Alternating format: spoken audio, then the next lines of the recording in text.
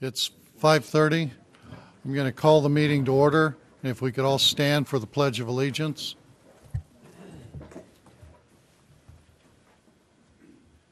I pledge allegiance to the flag of the United States of America and to the republic for which it stands, one nation, under God, indivisible, with liberty and justice for all.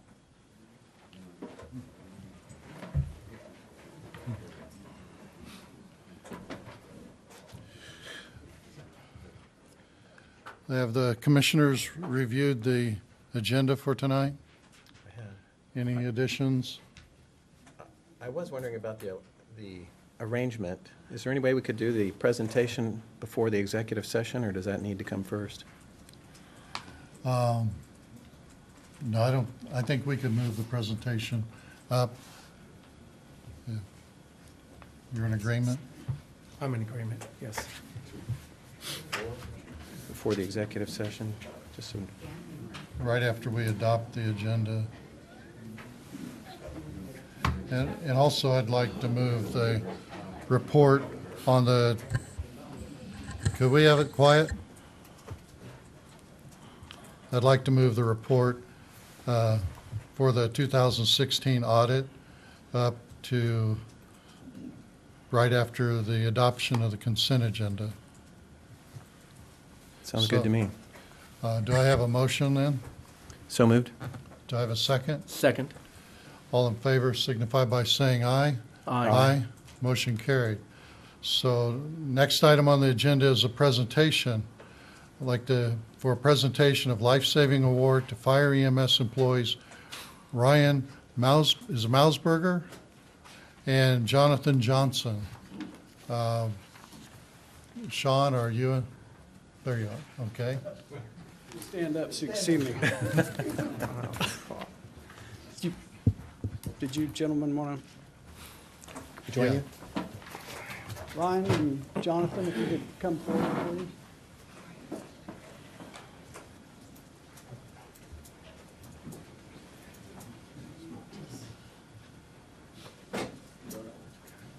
Just anywhere. Firefighter-paramedic Ryan Merceberger and firefighter EMT Jonathan Johnson transported a critical patient from Labette ER Independence to Jane Phillips Hospital in Bartlesville. Upon arrival, while wheeling the patient into the hospital, the patient lost consciousness and a pulse and went into lethal heart rhythm. The patient was successfully shocked, resulting in the return of pulse and breathing, and was released to the hospital staff alert and oriented. This life-saving commendation is awarded by the City of Independence as a result of an act to save or preserve a human life that otherwise would have expired without immediate intervention. This award is hereby presented to Jonathan Johnson and Ryan Merceberger.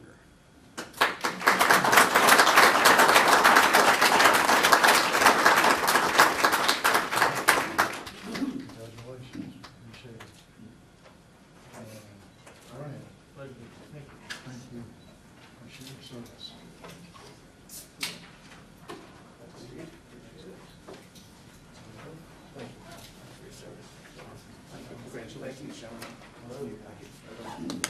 Great job.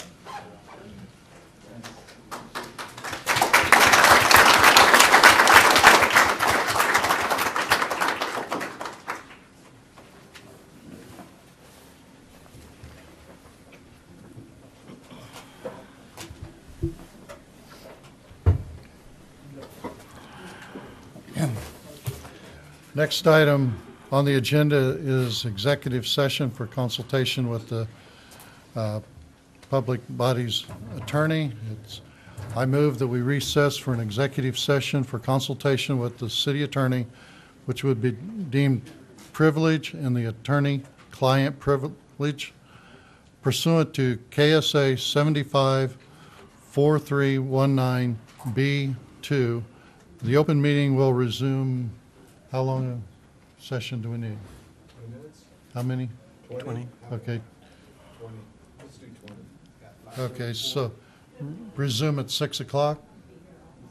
That'd be 25 minutes if that's what you want. 20. 20, so Okay, 5:55. 5:55.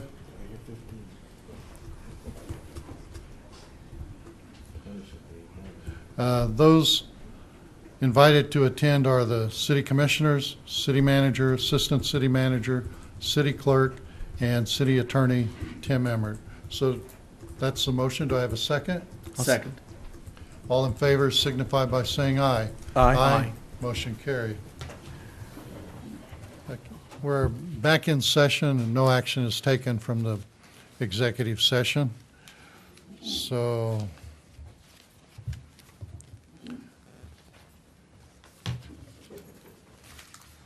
where did I put my agenda?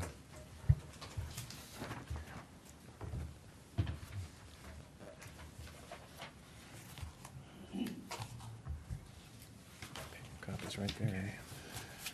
Okay, the next item on the agenda is a report on the 2016 audit.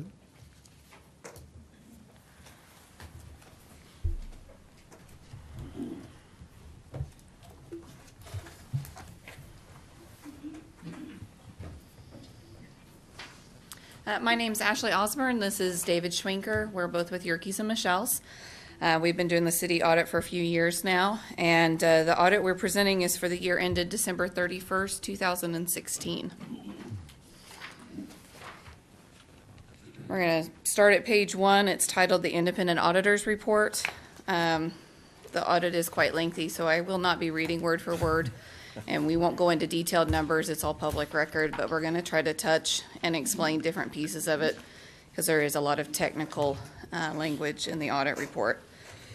We were engaged to audit the accompanying fund summary statement of regulatory basis receipts, expenditures, and unencumbered cash balance of the City of Independence.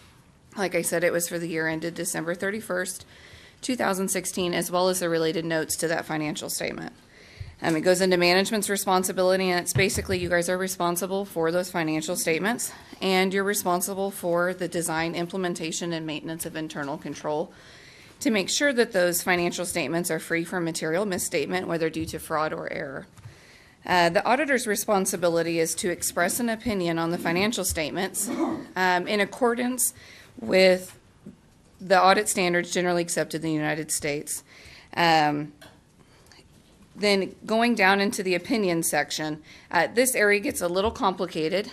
I will tell you the first 2 paragraphs of the opinion section are standard language. They exist in every single regulatory basis financial audit report for any municipality in the state of Kansas that does not use what's referred to as GAAP basis or generally accepted accounting principles. So you guys prepare your financials on regulatory basis that's set forth through Kansas statutes. It's completely acceptable. They're actually simplified. They're much easier to understand by the users of the financial statements. It's quite often recommended. So what happens in the opinion is that we have to give you an adverse opinion on GAAP basis, but that's because you don't do it in that way. And the whole basis of that is because you prepare your financials on the regulatory basis. So please understand those first 2 paragraphs is standard language. Moving into the basis for the disclaimer of opinion, this is on the regulatory basis of accounting. As described in the accompanying schedule of findings in question cost as findings 2016-001 and 2016-002, a material amount of journal entries were posted to numerous funds and accounts that lacked documentation and were considered unreasonable. Additionally, there was a material adjustment that needed to be made to cash, but because it was unknown where that adjustment needed to be posted to, we could not test the adjustment other than knowing that to adjust cash correctly, it needed to be made. This is considered a material scope limitation. So to explain that, that simply means that if we don't have everything we need to test and completely rely upon each of the numbers we're testing, then it's a scope limitation. If you have a material scope limitation, you get an adverse opinion.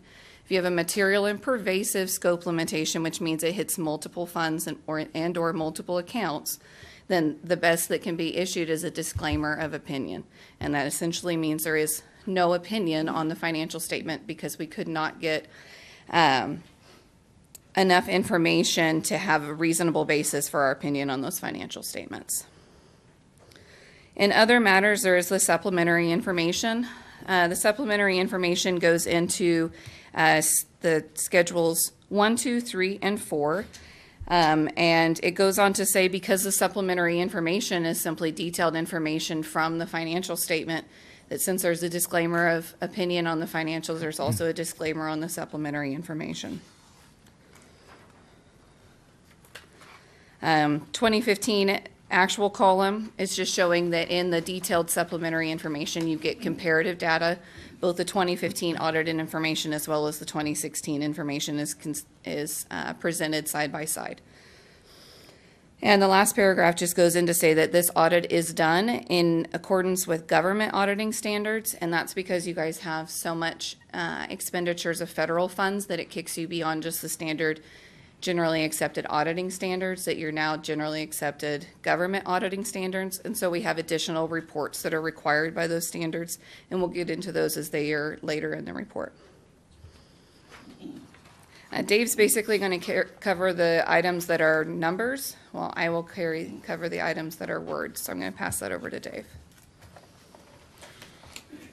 Okay, if you turn to page 4 and 5, this is a list of each of your individual funds, and I'll just kind of go over what the columns are. The first column is your beginning unencumbered cash balance, and that is the basically the end of your 2015 year, so these numbers are the beginning of your 2016 year.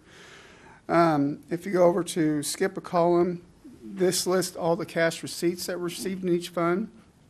The next column is all the expenditures out of each fund. And then you come to the ending unencumbered cash balance.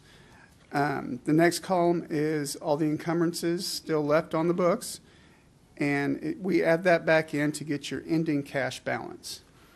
And if you flip over to page 6, well, if you look at the bottom of page 5 on the ending cash balance and look over on page 6 at the bottom of page 6 lists all of the cash accounts that you have throughout the city. And those numbers agree with the numbers on page 5 at the bottom.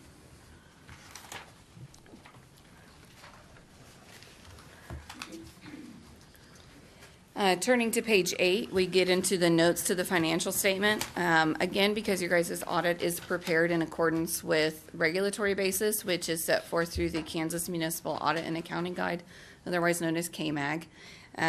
Most of the language in your notes is it's canned language, it's standard language, so I won't go into every detail. Note 1C basically just talks about the types of, oh, I'm sorry, I skipped a page. Notes, page 7, note 1A.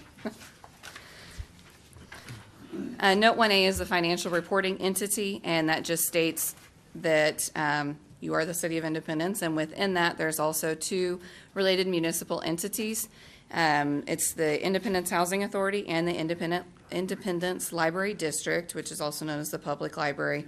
And then it goes in to explain why those are considered related municipal entities for the City of Independence. If you were GAAP basis, those would be called component units. In Note 1B, it's the basis of presentation and basis of accounting. This goes into how you actually prepare your financials. So in GAAP accounting, you have things like fixed assets separately listed on the books. You have loans that are listed on a totally different schedule. And you have accrual of your revenue, which would be accounts receivable, as well as many other items. But in regulatory basis, it's all about where's the cash and how much cash do you have available. So when cash comes in the door, that's when it's revenue, not when you build it. And then when cash goes out the door, that's when it becomes a disbursement. But on top of that, on the expense side, you also recognize accounts payable and encumbrances. And encumbrances just means things that you have not received an invoice for, but you have committed to spend the funds on it. So if at the end of the year you committed to spend X number of dollars on a construction project, that would be an encumbrance. Note 1C, like I said, is the types of funds that are in your financials, and it just describes what types of spending and activities meet the definitions of the various funds, as municipal accounting is done in fund accounting.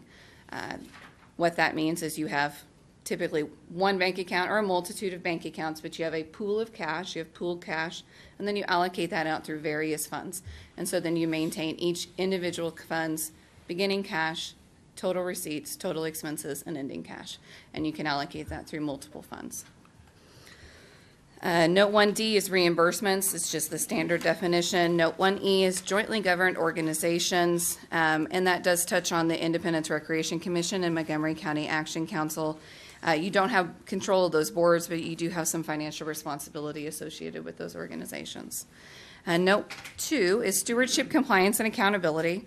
Note 2A is budgetary information. This is just the rules and regs in regards to the timing of when you have to do your budget, the budget hearings, and so forth. And then it also discusses which funds are not legally required to have a budget. That's on the middle of page 10. Note 2B is compliance with finance-related legal and contractual matters. In here, we note that Kansas Statute 10-816 states that warrants and checks outstanding for 2 years or more are to be canceled and restored to funds originally charged. The city did have 8 checks that were more than 2 years old. They totaled $3,472.72. They just need to be voided. That's all there is. Continuing from that, cash basis law in the state of Kansas, which is statute 10-1113, as well as penal statute 10-1121, basically states that you cannot have negative cash balances in any fund at any point. And if you do, you have to either cover that. The only exception that there is if those funds are funded by federal money, then you have to note that those funds have a negative cash balance, but then there's another statute that tells you that's okay. So if you continue on to page 11, it just states the different funds that had negative cash balances at the end of the year. And then the 2 funds, they're both CDBG funds, as those are federal grants. And so under Kansas Statute 12-1663, it is allowable to have negative cash balances. And that's so that you maintain compliance with federal cash management compliance requirements. Note 3, deposits and investments. Most of this is simply the Kansas statutes that tell you how you can invest your money or what kind of bank accounts you can put them in. And over to page 12, it does state at December 31st, 2016, the carrying amount of the city's deposits, which includes your certificates of deposits, was just over $16 million. This included $5.9 million belonging to the Independence Housing Authority and approximately $35,000 in agency funds. The bank balance itself was a little bit higher than that by about $100,000. The difference, of course, is the outstanding checks and deposits. Of the bank balance, $750,000 of that is covered by FDIC insurance. This does create what's considered a custodial credit risk, but that risk has then been mitigated because all of the remaining funds are collateralized by pledged securities at those banks. So the city does not have any funds considered at risk. For the Independence Public Library, they had total deposits and certificates of deposits of approximately $188,000, and the bank balance was about $190,000. All of that was covered by FDIC insurance. Note 4 is long-term debt. We'll get to that after we finish the rest of the notes, as those detailed schedules are on pages 18 through 19. Note 4B is prior year defeasance of debt, and this just happens. This is kind of a complicated situation when you have bonds that can't be paid off early. So instead, what happens is you send money up to the state, they hold those funds in escrow, they continue to make those bond payments for you, and those bonds essentially drop off your book so that you no longer are looking at, so if you're looking at things like debt to income in a traditional household and making those considerations, those bonds are essentially paid off for purposes for the city. However, legally speaking, those bonds are still sitting out there because somebody somewhere invested the money in those bonds. And so this is the information on those bonds that are still outstanding and the amount of funds that are up in escrow to pay on those. This is also something that happens at a lot of municipalities and is completely allowable. It's standard practice. Note 5 is capital projects, and this just simply lists the different capital projects that had project authorization and certain expenditures to date as of 12/31/16. Note 6 is the defined benefit pension plan, otherwise known as CAPERS, and it goes into all of the information regarding what the contribution rates are, the type of different members, and how those different contribution rates affect them, and it has some information on state laws. It does say that contributions to the pension plan from the city for the year were just over $440,000 and approximately $24,000 from the library. There is a net pension liability, and this is one of the big differences between GAAP and regulatory basis. In GAAP, you'd have to recognize this liability. Kansas has not fully funded CAPERS. That's not a large surprise. And so they owe more money out in future payouts than what they have saved back for CAPERS. And so new accounting standards essentially state that they have to then determine and allocate that liability that is unpaid to each of the members within that. So what they have allocated to the city doesn't mean that you owe this. This just means that they've decided of all of the people that you have working that are retired or that will receive future benefits of that liability of what they owe out in the future, they've allocated to the city approximately $4.2 million, and the library's proportionate share is $200,000.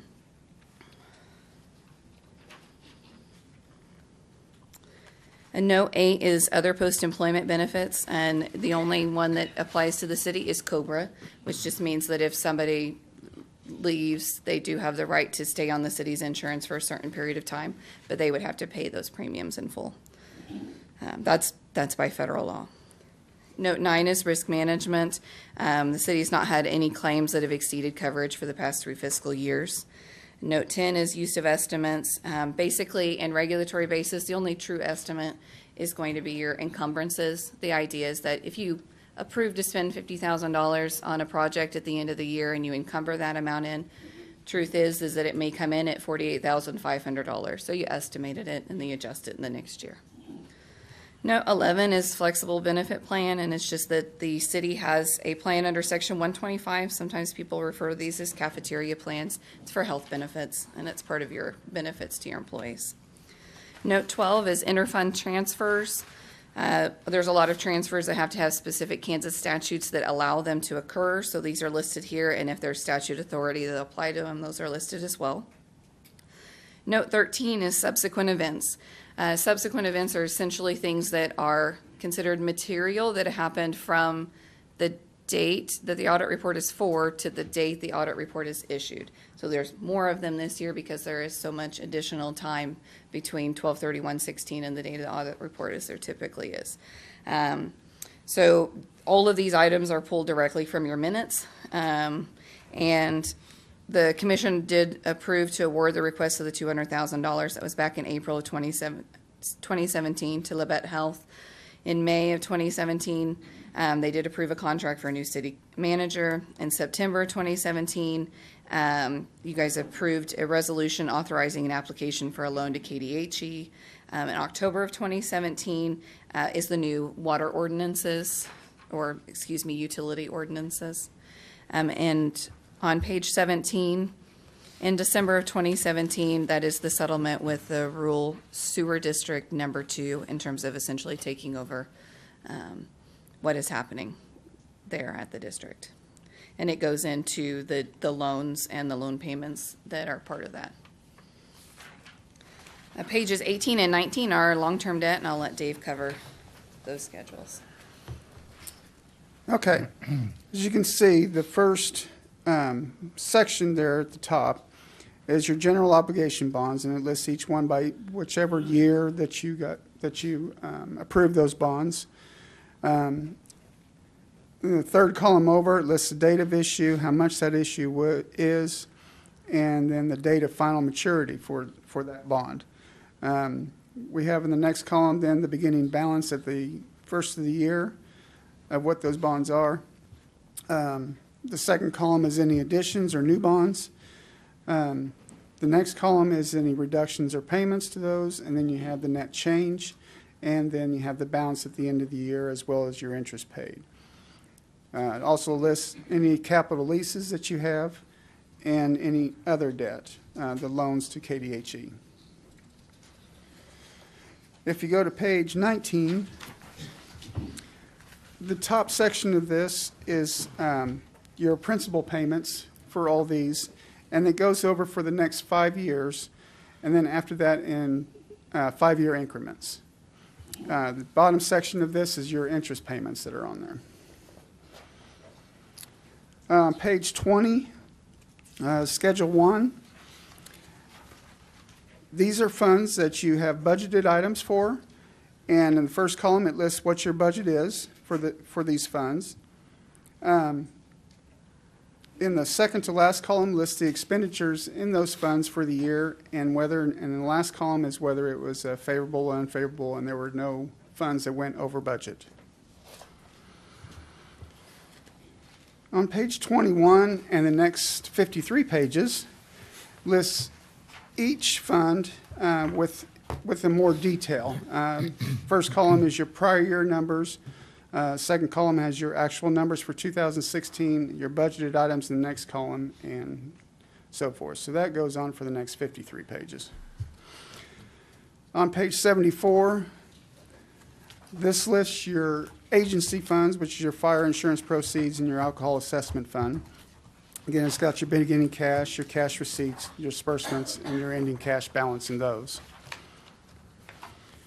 Page 75 is Schedule 4, and this is for the library, the activity that happened in a more detail. Page 76 is the Housing Authority, and it breaks that out. I think on page 5 we listed the Housing Authority as just one big clump, and this breaks it out into those different projects that they have going on. And let you go. Okay, moving into page 77, so one section on numbers I will cover. This starts the section of the audit that is required for any non-federal municipal entity or nonprofit entity that expends $750,000 in federal funds or more in a single year. And so when we say a single audit, that simply means that we've done the financial audit, which is the beginning part, and also we've done a compliance audit, and we issue them in a single audit report, which is where the terminology comes from. So the second section begins with the schedule of expenditures of federal awards. It is exactly what it says it is. It tells you how much was expended in each of the different federal awards that the city has. And as you can see, that was approximately $1.6 million in federal funding for the year of 2016. Pages 78 and through 80 are the notes just to that particular schedule. It goes in to say the basis of presentation. It does differ slightly than your financial statements. And the reason is because, like I said, in your financials, when cash comes in, it's revenue. Cash goes out the door, it's expenses. But on top of that, as you approve those projects, you're encumbering them. But when it comes to auditing the federal program, if you encumbered the project in one year and then the next year you actually did the activity, it doesn't make a lot of sense to try to audit the year that has no activity just because it was in your financials. So basically, it's just stating that the schedule of expenditures of federal awards is handled slightly differently, and it's because we want to make sure that we put the expenses on there when the activity occurs. And so for the few activities that differ from the financial statements, there's a reconciliation that explains to you where all the numbers come to, and it compares it back to the financials. So you can see where the numbers still do agree. The ones that differ is the Community Development Block Grant for 2015 and for 2014. And it's just the nature of those large construction projects taking a long period of time. Page 81 is the first of the two reports that come with the federal piece. The first one, to explain, this one is in regards to internal controls over financial reporting and also compliance with financial reporting. So internal controls over financial reporting would be like having somebody sign the checks that's different than the person who has the ability to alter the checks in the computer system. And I make that distinction because the next report is over compliance with federal awards and with internal controls over compliance. And the difference is that on federal compliance, you would have things like allowed activities. How can I spend this money? Allowed costs. Does it meet all the federal requirements there? What are the reports? And so internal controls over that would be like the person who prepares the report Is there somebody else who's looking at and reviewing that report? Are they documenting that review? Is that report going in on time? Is there somebody who knows what those requirements are? So that's why these two reports differ. In the first one, that's over the financial reporting and internal controls over financial reporting. The first section just goes into the time period and the fact that we have issued another audit report, the one we discussed originally, on February 28th, 2018. That's the date of all of these reports. And then internal control over financial reporting, it goes in, it does define it a little bit. And then it also defines what is considered to be a material weakness or a significant deficiency. And it does say that in the accompanying schedule of findings and question costs, we did identify certain deficiencies in internal controls that we consider to be material weaknesses and significant deficiencies. So a deficiency in internal control exists when the design or operation of control does not allow management or employees in the normal course of their work to prevent, detect, and to correct those types of errors on a timely basis.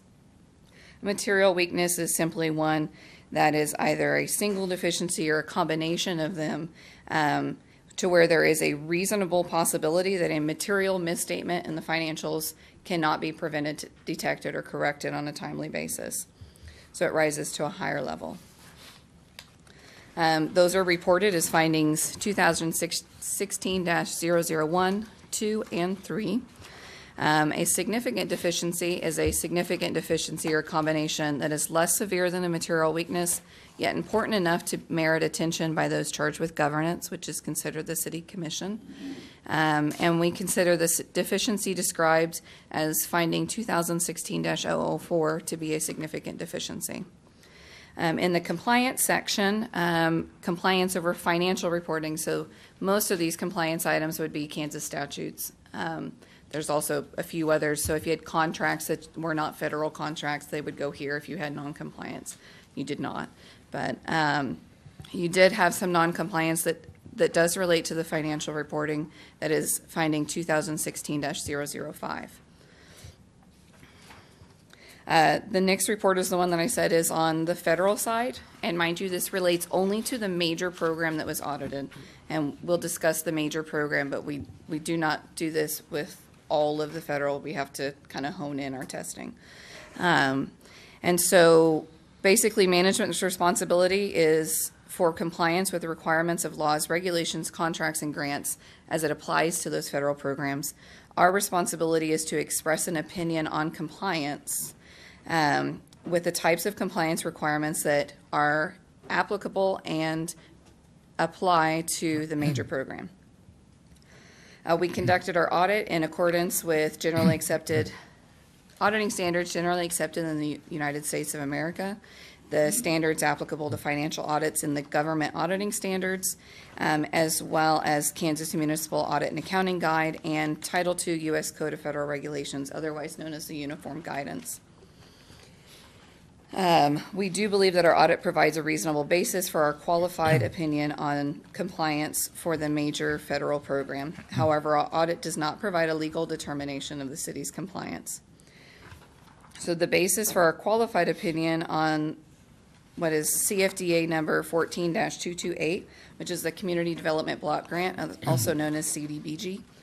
As described in the accompanying schedule of findings and question costs, they did not comply with a requirement in regards to that in terms of internal controls over compliance, and compliance with such requirements is necessary, in our opinion, for the City of Independence to comply with the requirements applicable to that program. That is finding 2016-008. In our opinion, except for that one piece of noncompliance described in that basis paragraph, the City of Independence did comply in all material respects with the types of compliance requirements referred to above that could have a direct and material effect on that program, the CDBG program. The report on internal control over compliance, and I would like to make this quite clear, the purpose of our audit is not to provide an opinion on internal controls. It is also not to provide an opinion on internal controls over compliance. We do review internal controls, because for us to determine how much testing we have to do, we have to look at your internal controls, develop risk assessments based on those internal controls, and then determine how much test work needs to be done to be able to test both the financial side and the compliance side. We do note if we find significant deficiencies or material weaknesses in those controls, but the purpose is not to actually have an opinion upon them. So an opinion is an important word when it comes to an audit, because the opinion is the entire purpose of the audit, to make an opinion upon both the financial statement and then also in this sense in compliance.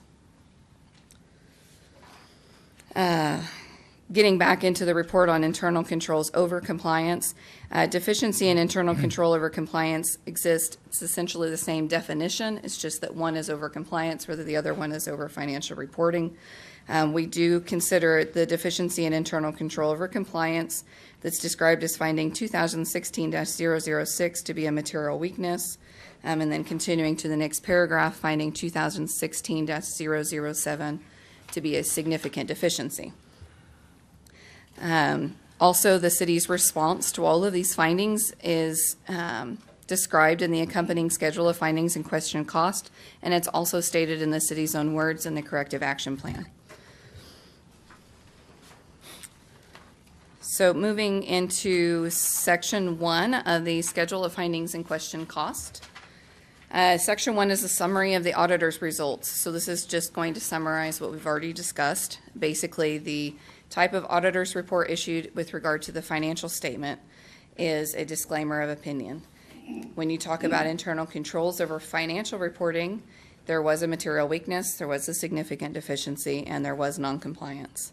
With regards to the federal awards, internal controls over major programs, there was material weakness, there was a significant deficiency, and the type of report issued on compliance for the major program is qualified.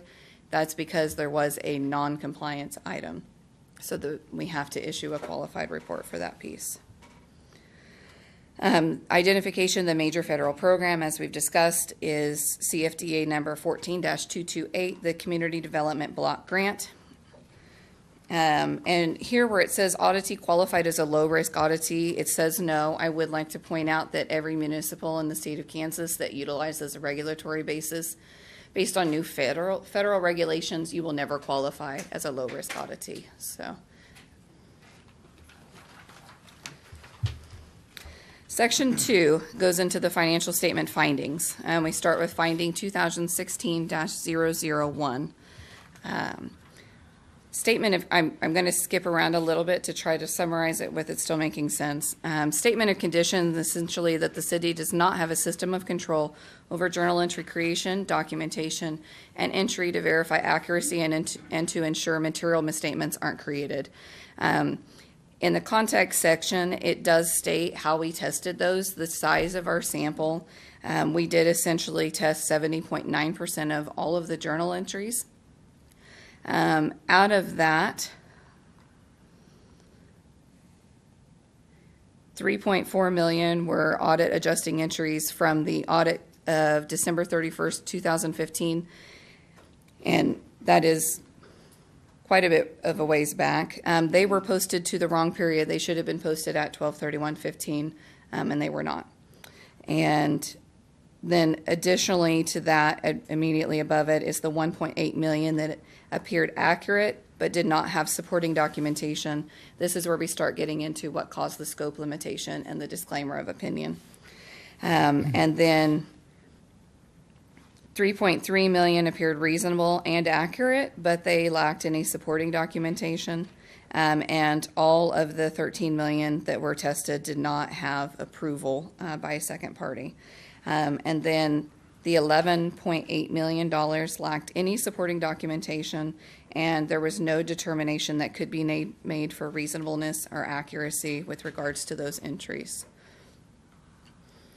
There is also no evidence to say that they weren't accurate entries. It's just that we cannot tell you one way or the other.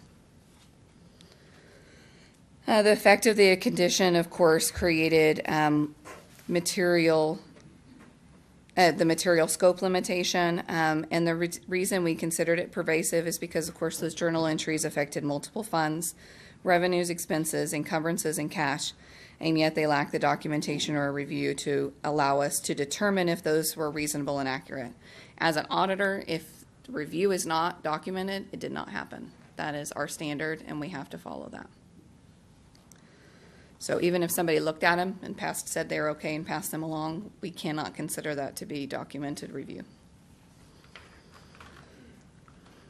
Audit journal entries from the audit year the audit year ended December 31st, 2015, were not consistently entered into the correct period or accounts, and this created multiple mistakes in fund balance. So fund balance is essentially the same thing as your beginning cash balance.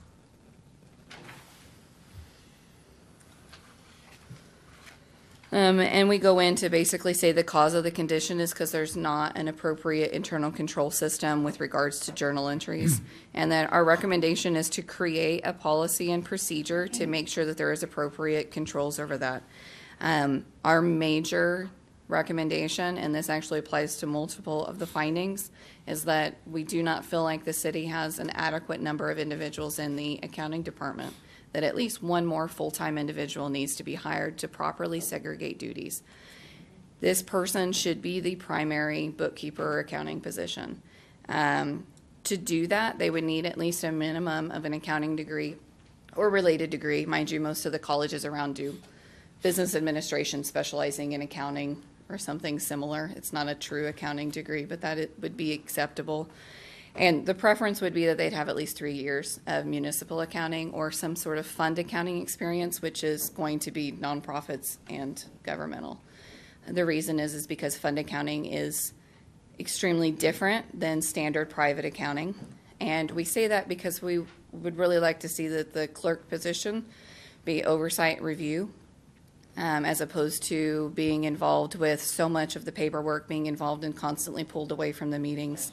And instead really be able to have an accountant that can be dedicated to the accounting functions.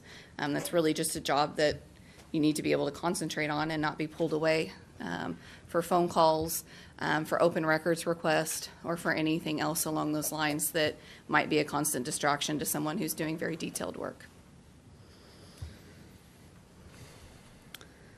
Views of responsible officials and the planned correction actions. Management does concur with the findings, and they're going to work to create a system. I do know that this particular finding that the management has already been working to try to make changes in the system, and also to work towards trying to be able to segregate those duties better so that that review and approval can happen. The idea is that the person who creates the journal entries should create it, have backup documentation, hand it to somebody to approve, document that approval, and then it go back and be entered. Finding 2016-002. The statement of the condition is the city does not have a system of control over bank reconciliations. The bank reconciliations are performed in an Excel spreadsheet. They are not performed in the software itself. This is not something new. This is something that has been going on for many, many years. It's always been a question that has been raised, but we haven't had the cash adjustment that we've had to make this year, which is one of the reasons why this rose to such a level of a finding. But we would like to see that the bank reconciliation be moved into the software and that changes be made, because in doing so, we feel like that adjustment was human error or clerical error, and that had this all been done in the accounting system, you would have had IT controls that would have helped to assist with that. I'm sorry, high T control? I'm sorry, information technology controls, so Oh, computer IT. I'm controls. sorry. So Thank you. the computer system would essentially make sure that the numbers from this section into the bank rec Got it. section are the same, Okay. whereas when you put them in an Excel file, it's just, Right, you're open to transposing numbers or Sure. missing something. thank you. Yes. And then, so as a result, as one of the errors that occurred back in March of 2016, there was $136,000. It was transferred to a reserve account within the computer system, not in the bank accounts. And so what happened is it doesn't get reflected properly in the bank reconciliation because the bank rec only takes into account the primary account. And so that got missed. And then that error continued to happen, and then it was accounted for in reconciling items. And so this ended up, it's not that that money is missing. The money didn't leave the bank account. It's just that there is an error and it had to be adjusted. There is another $20,666.33, which I believe is a cumulative figure for at least a year's time period, if not further back, that was adjusted. Mind you, we do not consider the $20,000 to be material. However, when you aggregate that with the $136,000, it does become that way. The cause of the condition, we do feel that the city does not have an adequate system of control over the bank reconciliation, and essentially that goes back to segregating duties better, and making sure that things like the custody of assets, the recording of assets, and the reviewing assets are separate between different individuals. That reduces fraud and human error risk, and bank reconciliations are an excellent area to catch both fraud and human error. And so we always feel that the bank reconciliation should be done as a review function. And then on top of that, that bank reconciliation should also be reviewed in and of itself.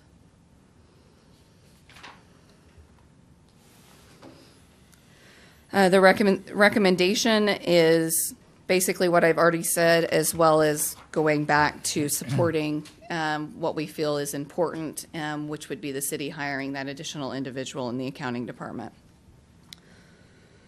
Finding 2016-003, the statement of conditions states the city doesn't have a system of control over encumbrance calculation to verify accuracy, cutoff, and completeness.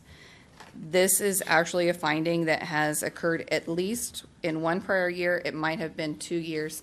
I don't remember if 2 years ago it rose to the state of being material enough to be a finding. But this has been a reoccurring problem for many years as the encumbrances are not recorded in the system. And we discussed last year making changes to the ENCODE system to try to record those encumbrances correctly.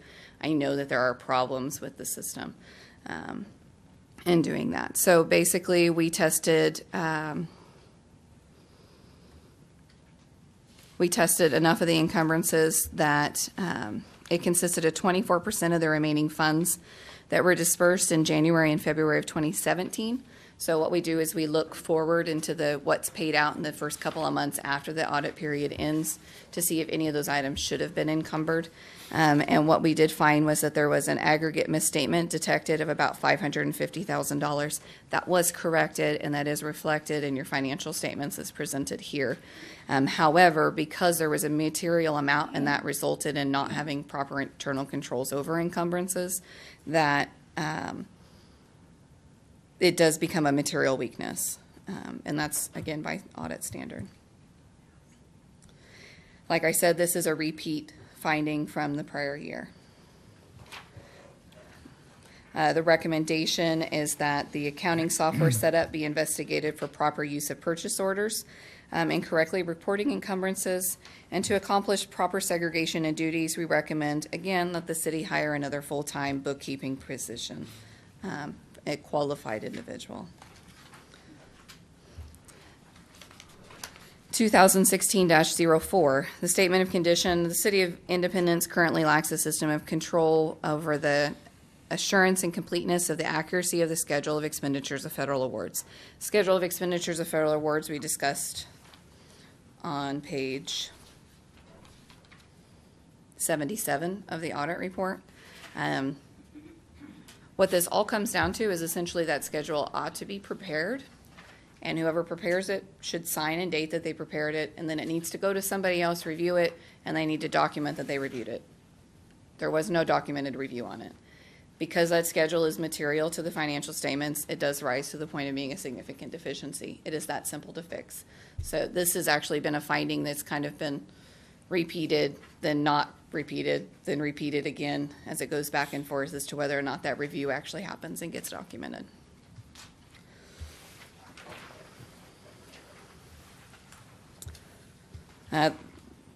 Finding 2016-005, goes into that material noncompliance that was actually noted in the notes to the financials.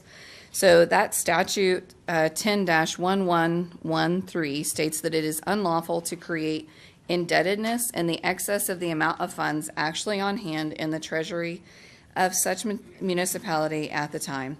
This is cash basis law and also extends to cash balances in individual funds. To break that down, if you look at statement 1 at the very beginning of the audit report, I believe that begins on page 4. If you go and you look at the unencumbered cash balance, if that's negative, it's a violation. So that's where that's at. It does not mean that the city has negative cash. It just means that the city needs to take cash from a fund that has cash and move it into a fund that doesn't have cash. The total amount of indebtedness, if you look through all of those different funds, totals to $718,000. Those are in detail on page 94. 2 of those funds, for a total of $107,000, are federal funds. It is allowable to have that negative cash, but unfortunately, Kansas statutes say we have to report it as a statute violation and then tell you it's okay because of another statute. Now, the cash of the $610,000 and the other funds, it's not federal funds, but all of those funds do have reimbursable instances. So it may be that there needs to be funds drawn down from bonds, loans, or other grants that are not federal funds. So there is money available to cover the majority of those balances.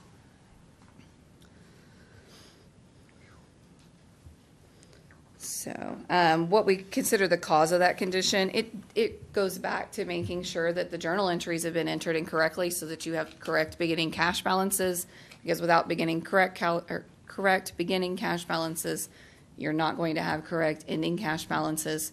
So you're not going to know that these cash balances are negative until you get all of those corrected. And then on top of that, it's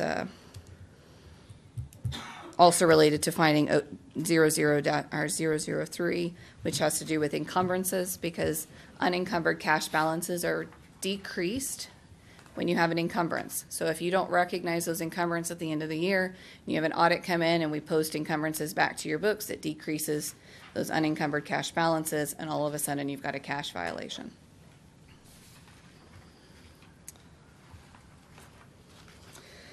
Section 3, this is the federal awards findings and question cost. Finding 2016-006. The statement of condition is that the City of Independence has not established a written internal control system for internal controls over compliance, and that also there's not a risk assessment being performed. I would like to add that the 2014 audit was done in compliance with Circular A133. Those are the old rules that govern federal funds. This was not a compliance requirement back then. This did not have to be written. The rules are a little more lax. Some of the things have changed. So this is much more, there's much stricter rules over the internal controls over federal awards. The other thing is the reason it wasn't a finding last year is because last year the major program was an AIP program, which are airport improvement projects. And that fund that was audited last year was awarded prior to December 26th of 2014, which meant it also fell under the old guidelines. This is the first year that you've had an audit that goes over the new guidelines. So that's the first time you're seeing this audit finding pop up. It's not that those written controls or that risk assessment used to be done and now is not being done. Basically, we recommend that the city implement a system of internal controls over compliance that is compliant with the standards for internal control in the federal government, also referred to as the Green Book or under COSO. And those are probably the strictest internal control policies you can follow. Those can be adapted to be more applicable to the city's particular environment. That is not a must. That is a recommendation on being up to the level of COSO or Green Book. In that, you also must have written requirements for the procurement policy, conflict of interest policy, and others as deemed applicable by management. We do feel that because this is a specialty area that it would be helpful to have additional training over the uniform guidance. Part of that is because the rules have changed, and it would be good to make sure everybody's up on the new regulations. Finding 2016-007 is simply a repeat of finding 004, but what happens is the schedule of findings of the schedule of expenditures of federal awards relates to the financial side and it relates to the federal side, so it goes in both places, summary version in one spot. And same thing happens with finding 2016-008. This is a repeat of number 6, and that's because number 6 meets the requirements for being a material weakness and internal controls over financial reporting, as well as being material noncompliance, because having that internal control system is a compliance requirement in the uniform guidance. Moving forward to page 98, the summary schedule of prior audit findings. These are the 3 findings that were in the prior year audit. Finding 2015-001 had to do with not having not having proper internal controls over encumbrances.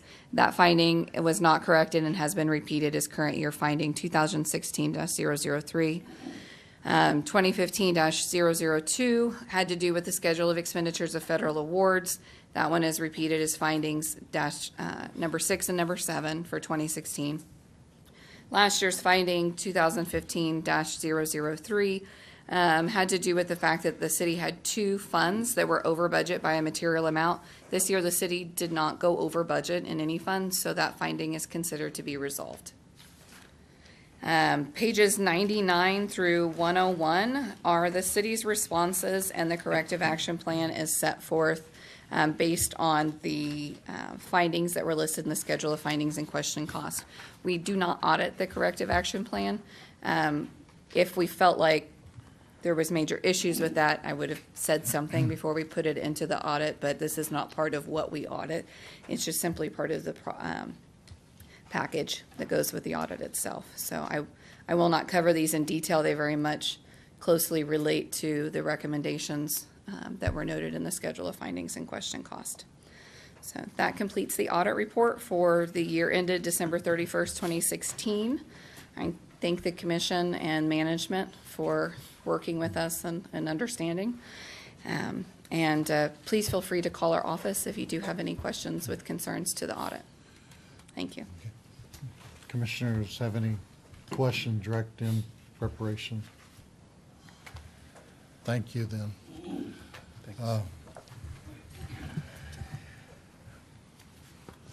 Looking at the findings, I think this is something that we're needing to directly address and put priority. What I would like to see that we identify the specific control weaknesses instead of just say we're going to address control weaknesses. What are those control weaknesses? And do that on each one. Also identify how we're going to correct them, have a time schedule for the corrections, and then an idea of what's going to be required. It looks like with the need for additional staff, it would help to get a flow chart or a diagram for us to show how we're going to handle the 3 conditions: the receipts, the expenditure, and the oversight. I know we kind of look at saving money on employees. I think we really need to look at the qualifications. Maybe a CPA isn't necessary, but strong bookkeeping skills and experience is something we need to put a priority in that position. And I think this is something that we as a commissioners need to work with closely with you, Craig, that we can stay in communication and know what's going on, and report monthly. If we could have kind of the schedule, the outline specifically where our issues are.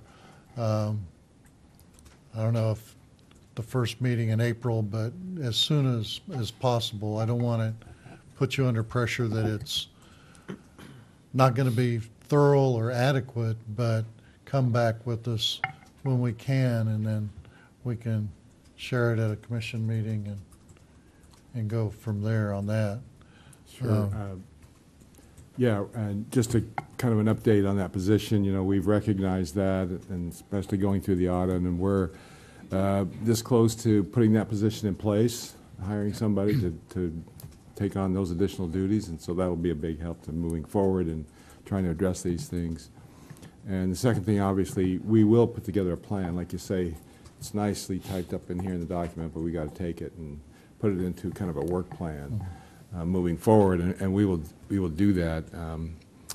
And to that end, there's a lot to do there, and so it took a long time to get there. It's not going to be done overnight, as I've been telling the staff. You know, nature's definition of time is that everything doesn't happen at once.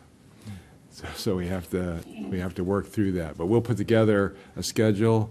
Like you mentioned, we've already got some ideas on using outside assistance with Encode specifically, because we do have a good software system. Needs to be updated, but we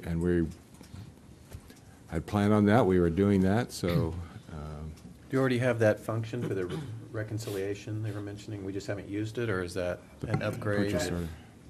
The function is there. I've been told on a couple of different occasions they could not get it to function and operate correctly. I don't know why that is, but we're going to examine that and see what we've got to do to overcome that. Well, one thing, if we've got to update the software and basically we don't know how to operate it, then why don't we take the time to look at what else? Maybe there's a better program that would work our needs better. Why put the money into something that we're struggling with? Yeah, I mean, look at you're right. I mean, that it option. wouldn't hurt to look, although we've used Encode for a while, and I understand the upgrade is much significantly better. We're like two or three upgrades behind, but and I'm familiar with some software that I've used before. It's, you know, it's here in Kansas, but the league, they had a booth there and everything, and we've talked about that.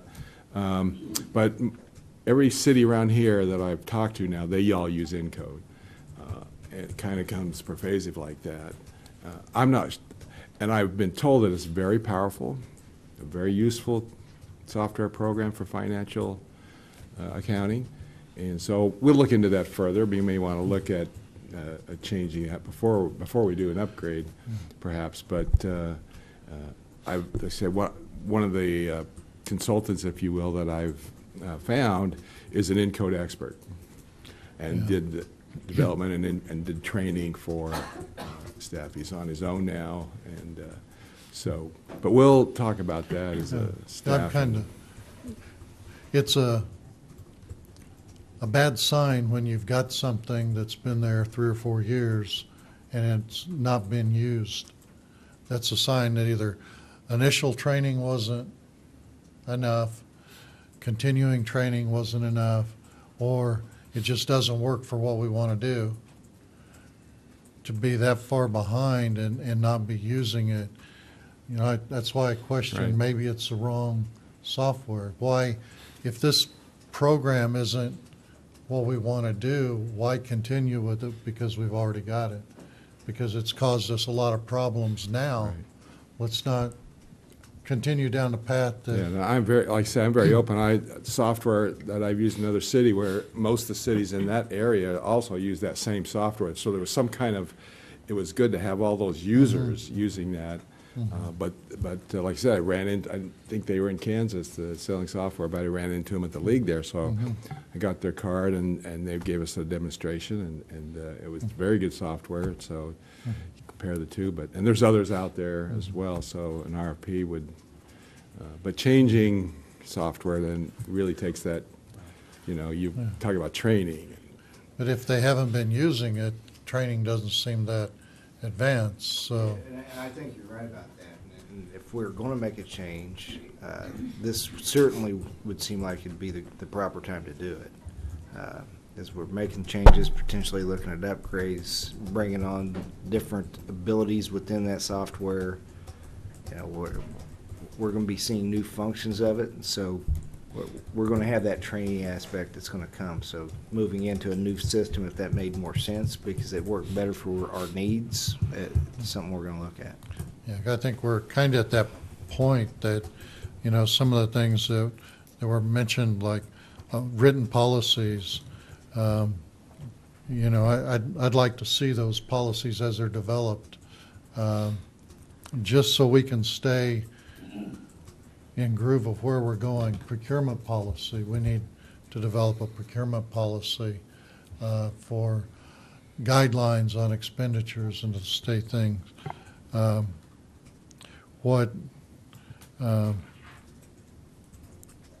We look at the separation of organization too.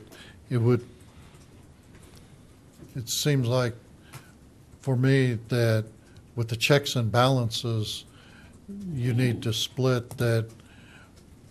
The city clerk might have receipts coming in. The person that enters in all the receipts under his authority, but check writing and disbursements would be under yours, so that it breaks any insinuation or any perceived pressure that one person controls both, so it's easier to control the outcome. Yeah, that's typical to have accounts payable here and accounts receivable here. You keep them separate. Yeah. That's So how long, whatever that, is that title of the one where the additional staff, is it going to be treasurer, or is it a bookkeeper, or have you want to answer that, determined? Mike? Treasurer / accounting clerk. Slash what? Accounting clerk. Okay. Sorry, pull that down. And their duties will be treasurer / accounting clerk. I mean, what are That's a their good duties summary. going to be? Because we don't, you know, I think the process is if you wear too many hats, That's right. sometimes you don't follow through thoroughly. And like these issues that we're having, you know, I sat in a meeting in 2016 where this was brought up about that particular code, about there were some problems with that. So, I mean, it's been going for a while, we just never got around to, Yeah, it's not new. no. Certainly No. not. So, once again, my question is, what have you designated what those functions are going to be? So part of those will be defined as that person comes in. Okay. They're going to be working on the payable side, on our purchasing side of things, handling pieces of our purchase orders, and then the other piece of it, which is a much more minimal piece, will be on the treasury side. A full-time position? Yeah. As one of the key things is getting a purchase order system in place, which we don't have. InCode can do it, but we haven't been doing it. Will the purchase process include requisition request, or do we just go direct to purchase order? Right now, it's just- it's about the So, same thing. as it exists today, we say we have a purchase order system, but we do not. It's just a function of paying our bills. We create a purchase order to pay an invoice on services and goods that we've already received. That's not a purchase order system. So what we're going to be putting in is actually that requisition, that purchase order piece where we get a quote, we understand what that is, we get authority internally to make that purchase order is issued, and then that good or services is ordered at that time. So will that system eliminate the problem we had with large ammunition purchases and I would think equipment? so, yes. So it'll go that it'll be checked before it's ordered, not after it's already here. That is correct. Yeah, because I mean, even still today, purchase order system was put in to say that we had a purchase order system. It's not a purchase order system. It's the exact same system as was in place before. Part of the process was when determining a person that would fill this position, and I think auditing firms have problems finding an accountant that specializes in fund accounting or municipal accounting. They're kind of hard to come by, so So we may end up hiring someone that may need additional training. That's right. Or coursework, and complete that and be certified to where they will be able to step in and handle those functions. We'll bring them in, you know, it's going to be difficult. We've got some candidates, we've looked at them. It's going to be difficult to find every single thing that you want. We have preferences, and that's what we're trying to drive to. But once we get them in, we're going to make sure that they have the proper training to accomplish the tasks that we need them to do. Because it seems like timing is going to be real critical. That position has been open for quite a while, and who's doing that now? I'm picking up the slack on that right at the moment. So we're definitely out of compliance right now. We don't have separate people doing the different responsibilities. Right, because we don't have that person in place, So we're yes. having a couple more really bad audits. No, I don't know that that's going to be the case. The worst part is the appearance. Sure. And there is a statute of separation of duties. I don't know if that relies in this case, but basically saying you shouldn't have the authority over two positions. But we're into 2018, 2017 audit is going to start. Has the information been gathered to prepare it? But we have not been provided anything that we're supposed to start gathering as of yet. And talking with the auditors, they wanted to go ahead, let's get 16 finished, and then we'll start focusing on 17 and establishing those timelines. So the 2016 audit that's completed, we're not in compliance as far as protocols that we need to set up, but as far as figure-wise, it's, Is the 2016 Yes. audit considered complete? Yes. okay. And other than the controls that are lacking that we need to establish, barring that, it would be considered, I hate to say the word compliant, but maybe that's not a good word. Internal controls are separate from compliance requirements. Compliance requirements usually are, for instance, on a federal fund, compliance requirements would be, this fund says you have to spend everything on this specific construction project. If you spent it some other way, you were non-compliant. Non-compliance on the financial reporting side would be things like the Kansas statutes that stipulate you can't go over budget. If you go over budget, that's non-compliance. Whereas internal controls and segregation of duties, those are really more standards for financial reporting, and also best practice. And the reason is because you want to try to reduce and mitigate risk within the city. And it's not just about fraud, it's about human error. I mean, we as humans make errors all the time. And so when you have multiple individuals, when you segregated those three primary pieces, which is the review, custody, and reporting functions, then you should have appropriate oversight as long as management does not override controls, but you should have controls to keep that from happening. So there's kind of a line between the compliance terminology and the internal control terminology.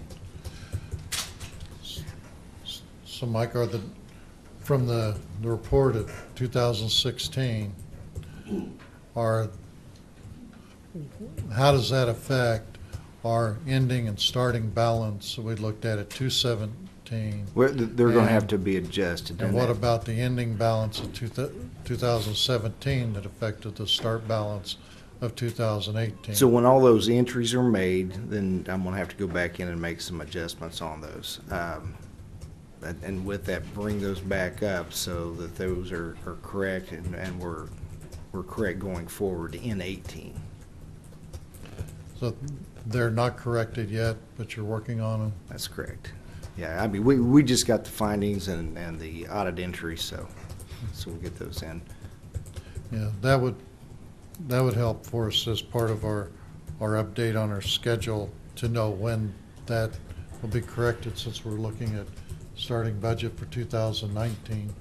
We got to have our numbers. Right. That's probably the worst thing when run into this magnitude of a problem with our audit, that we're pretty far down the road now. We got to back up. So, you know, it seems like this is a priority. Maybe, you know, later on as we get down in the agenda talking about our community-based strategic planning, we need to discuss on the start. Maybe we need to postpone the start date, but we got to really look at our schedules that we get this taken care of as soon as possible, that, you know, we don't get too much going, that we get sidetracked and not be able to devote the time or become overtaxed with other things. You're talking about the community-based strategic planning deferring that? Because remember, we're setting up an advisory committee. It doesn't take staff. We're not involved that much by purpose, by reason, that it doesn't want to come out that it's a staff plan. So, plus we're going to get some help and everything, so I wouldn't see a need to do that. Yeah, we can talk about that when we get to it. Yeah. I'm just concerned that that we put this at the top of the list Absolutely. of everything else, so we can move ahead as there. quick Yeah. as possible. We Because there's a understand. lot of questions. Yeah, and I know about that it. there are, and, you know, obviously reading it, yeah, it is serious. But I've already got some meetings planned to be working on that, to make sure that those changes and that piece of that get us back to a good solid number that we can work off of. Anything? I like the suggestion of making this a regular item on our agenda very much. Talk Yeah, I about this, think because that's this is good. I so mean, important that we get on top of We this. support that. Should we, the first meeting of the month, until we get to a point that we feel it not necessary? Yeah. just- Maybe go to a quarterly after that or something, but Right. Yeah, we can't But- let it slip from Let- sight. Yeah, let's not say every so often, but let's pick the first meeting of each month. One of our items on the agenda will be addressing this, and then bringing to us the solutions and the policies and things that we can see what's going on and keep on track of it. And just finally, for me, our goal is to find those best practices. Yeah. Follow good best practices for financial accounting. That's our goal. And did I hear you said a consultant? You're talking to somebody that will help us establish these policies and work the Help us get those flow. best practices, because they're out there, and there's lots of organizations where you can get these best practices through GFOA, Government Finance Officers Association, or other cities that, you know, have done that. And like I said, I've got some names, we've been talking with others, I got some names that can help us do that. Okay, so as soon as you get that located, you can come back and tell us what you found out and what the sequence of that will be. Okay. Sure. Louis, any more? No, not at this time. I'll save it for, I need to do a little more thinking on this. Yeah, we'll discuss it again next meeting. Yeah. Yeah, I think it's amazing, after a meeting, you go home and then you start reminiscing or going back through what we discussed and new ideas, or did I really say that, or did I hear that type of thing. So, yeah, we'll continue.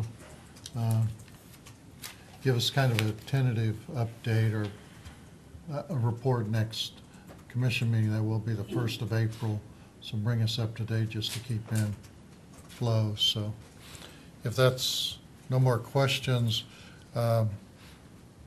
is the budget an item, or the audit, excuse me, is the audit an item that we need to vote to accept, or is it just presented as accepted at that?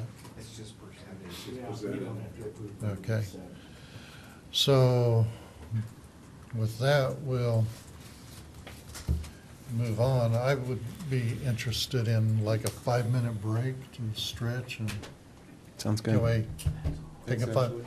I'd like to Thank drink you, water. Ashley and Thanks, David. Ashley. Yeah. Really appreciate David? the detail and If Covering it. technical questions or something comes up and you look back through it, please give us a call. okay, thank you. You're very welcome. Yeah. So we'll just Take a 5. take 5, about, what, 15. 7:16, come back in session. Meeting's back in order. I do. We need a gavel. There you go. We're bu- Okay, we're back in order. Um, Next item on the agenda is adoption of the consent agenda. Do I have a motion? So moved. Second? Second? All in favor signify by saying aye. Aye. Motion carried. Next item, item 6, public hearings. Public hearing to consider condemnation of the following structures as dangerous and unsafe. Don? Wait a minute. I guess I need to open the public hearing for 606 Fountain Street. Don? Yes, this is a property that is getting in an advanced state of deterioration. We've had some complaints by the neighbors. I don't think the owners are here, but it is staff's recommendation that we move to condemn the property at 606 Fountain Street as dangerous and unsafe and provide 30 days to commence repair or removal.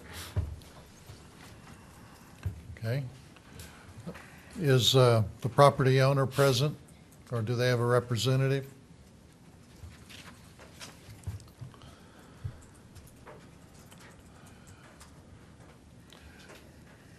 Is there anyone from the public that would like to address 606 Fountain Street?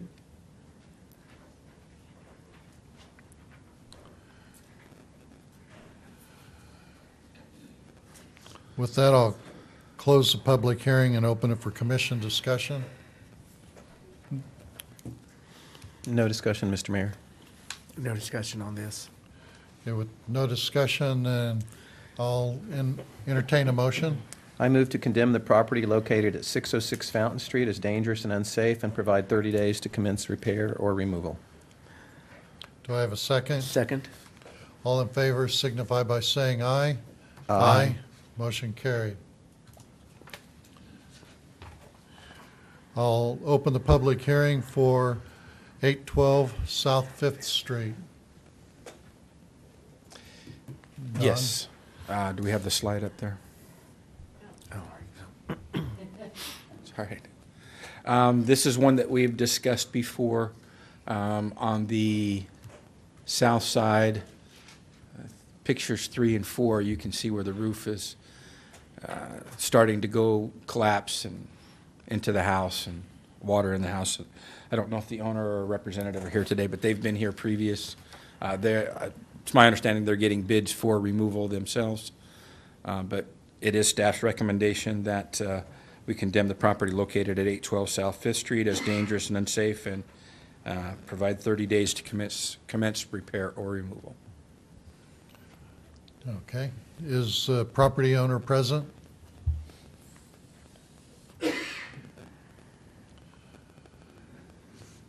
Is there anyone from the public that would like to address the commission concerning this property?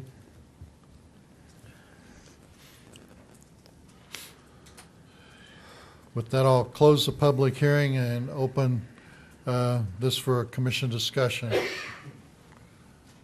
Gary? No, Mr. Mayor, I have nothing. Louis? No, I have nothing either. With that, then I'll entertain a motion. I move to condemn the property located at 812 South Fifth Street as dangerous and unsafe and provide 30 days to commence repair or removal. I'll second. All in favor signify by saying aye. Aye. Motion carried. 1320 West Locust Street. I've got to Oh, open the sorry. public hearing for. Jump the gun, Yeah, chomping at the bit here. oh, we're working. Open the public hearing for 1320 West Locust Street. Now, Don. Thank you. Sorry, Mayor. My fault. My apologies. As we can see, this is located at the west end of Locust before the railroad street. Matter of fact, I didn't realize there was a house there this summer until somebody alerted me to that and went there. So you can see the inside is almost all gone. The roof's starting to come in. We're overgrown even in the wintertime when the growth is not as strong. So this is an advanced state of disrepair, and I find it extremely unsafe. So it is staff's recommendation that we condemn the property at 1320 West Locust Street as dangerous and unsafe and provide 30 days to commence repair or removal. Okay. Is the property owner present?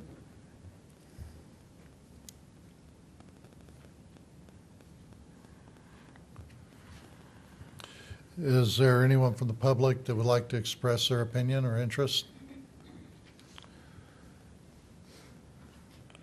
With that, I'll close the public hearing and open for commission discussion. Any discussion? It was hard to find. I had to have help finding it, but it's a great lot, actually. Very It is. secluded. It is Yeah. very secluded. It is kind of idyllic as being right next to the tracks. tracks. Yeah. But it is, yeah, in the summertime, you cannot realize if the light's not right that there is a structure there. Yeah.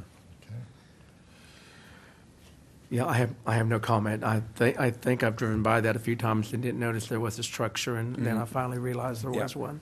Yeah. So, Do I have a motion? I move to condemn the property located at 1320 West Locust Street as dangerous and unsafe and provide 30 days to commence repair or removal. second? Have a motion and a second. All in favor signify by saying aye. Aye. Motion carried. I'll open the public hearing for 1110 West Main Street. Yes, this is one that had a fire several months ago. As you can see in the pictures 3 and 4 is in the back of the structure. The day that I was taking these pictures, there was an individual there working on the structure who told me he was working for the owner. Has come to find out that it appears that that property has been sold and that the new owner is trying to work on it. In doing that, I found some issues with the repair work being done, and we're working on him getting a permit and a plan for repair. I am confident that this will be repaired, but I would like to recommend condemnation, and I have gone over that with the new owner and explaining that getting the building permit for the repairs will allow us to have a plan for this to be repaired, and condemning it doesn't mean it's going to be taken down. It just enables us to work out a plan to get that done. So, Who was the notice of condemnation sent to? to the owner listed on the records with the county, who has, And was that before or after that they had, we weren't aware of this, we weren't aware of the sale because it's not been recorded yet until I just happened to come upon the guy working, and since we've been able to work and get with the new owner. It was not, it wasn't on the title work, and there was no equitable interest. you checked the title, actual title Yeah. work? Yeah, I did. So then, Tim, that's based on, okay. Okay. So we have, as a matter of fact, we've met with the owner, the new owner again today, and kind of gone over the process and explained to him what this process would entail and how it would go forward. And I have every confidence that it will go forward and be repaired, so. Are they borrowing, do they, for their It's- funds? Because It's my understanding he paid outright. Okay. He's, And they're according to what he's remodeling. told us, he's paid for it in its entirety. Okay. So it is staff's recommendation to condemn the property at 1110 West Main Street as dangerous and unsafe and provide 30 days to commence repair or removal. This case, he has started repair. We just need to get the Well- permits and the plans in order, and it will move forward, continue to move forward. Is a new or old owner present who would like to address the commission?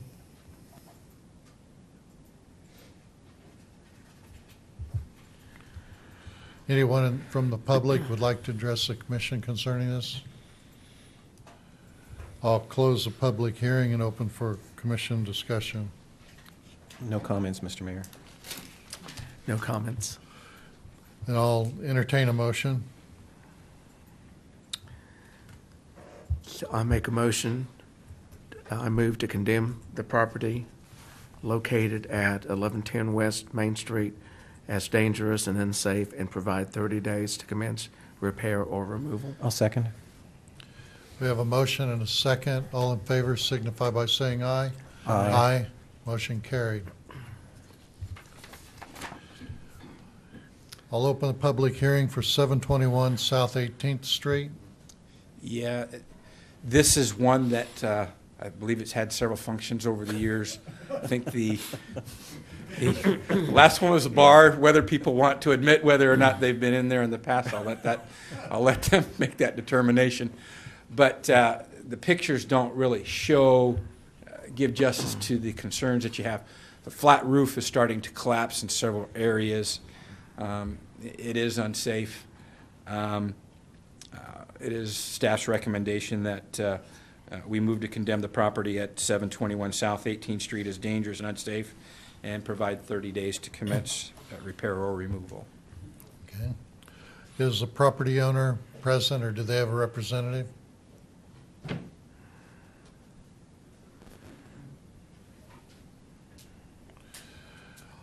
The public, does anyone from the public want to address the commission?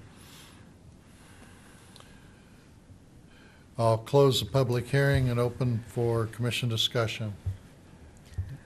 We'll fix her up there, Gary. I got my hands full. Thank you, sir. Was. My club days are over, so I don't have a need for it. Sure they are. Sure. Well, then I'll entertain a motion. I move to condemn the property located at 721 South 18th Street as dangerous and unsafe and provide 30 days to commence repair or removal. I second. All in favor signify by saying aye. Aye. Motion carried.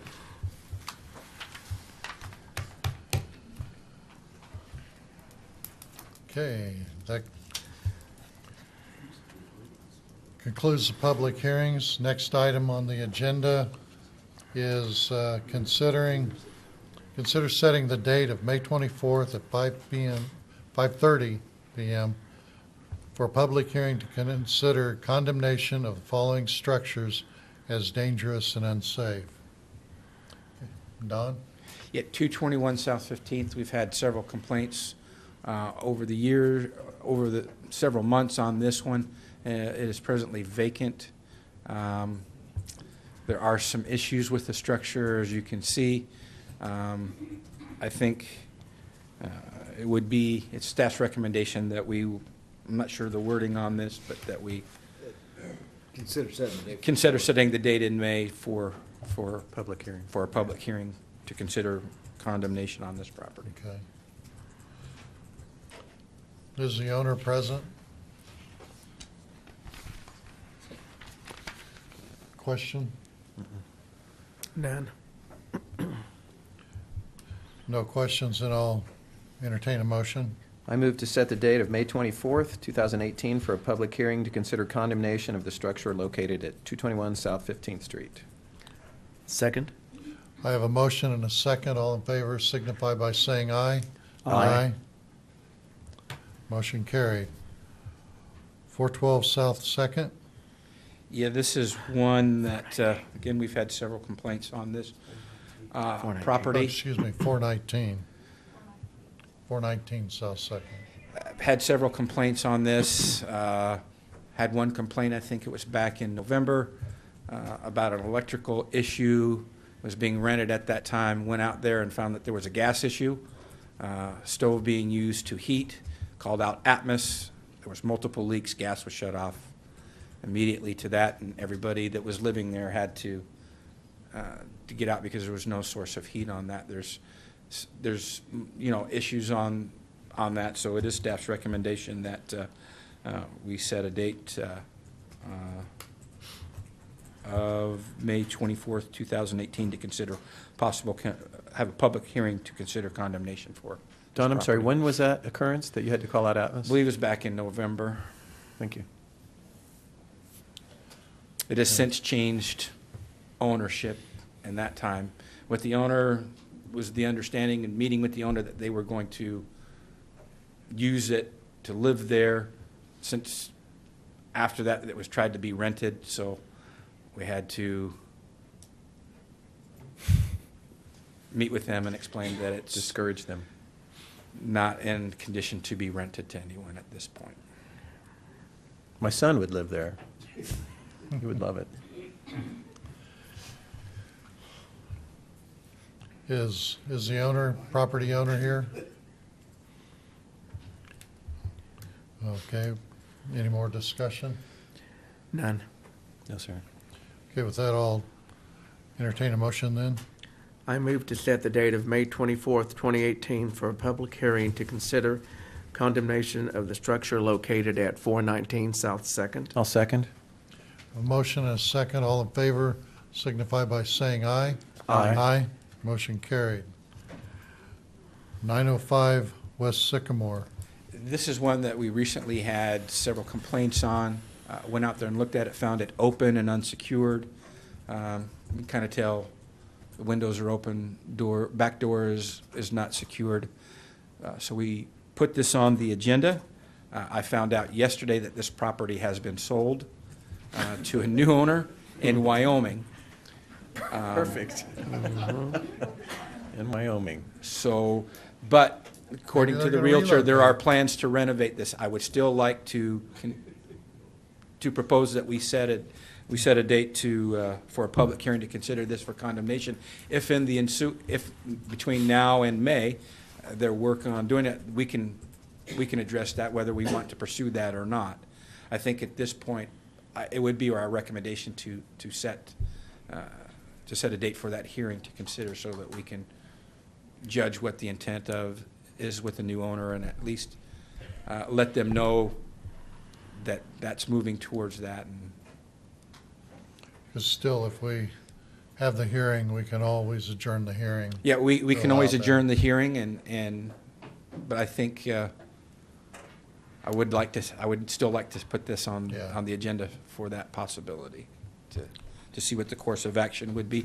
It's my hope, certainly my hope on all structures, that the owner has an interest to renovate it and to rehabilitate it. So Some of the other ones I'm not sure are worth renovating, but this one this one is. Yeah, And the I would say concern so, is too. is access to it, it being open, animals that are going in and out, and different things, and so that's been the concern. You're talking about four-legged animals, not Yes. two, right?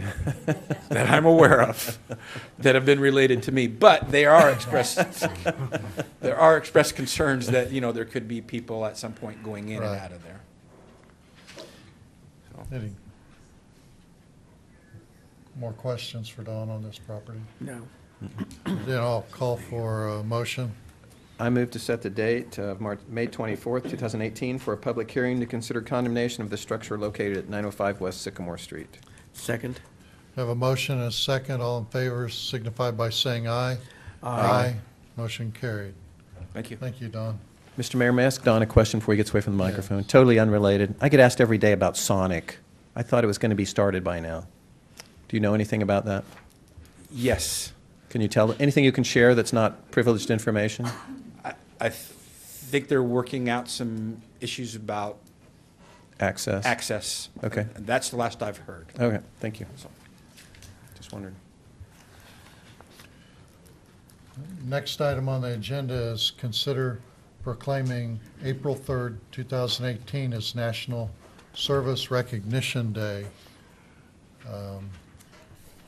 There's a representative here that would like to address you. Okay. Been waiting patiently. I'm Wilma Andrews.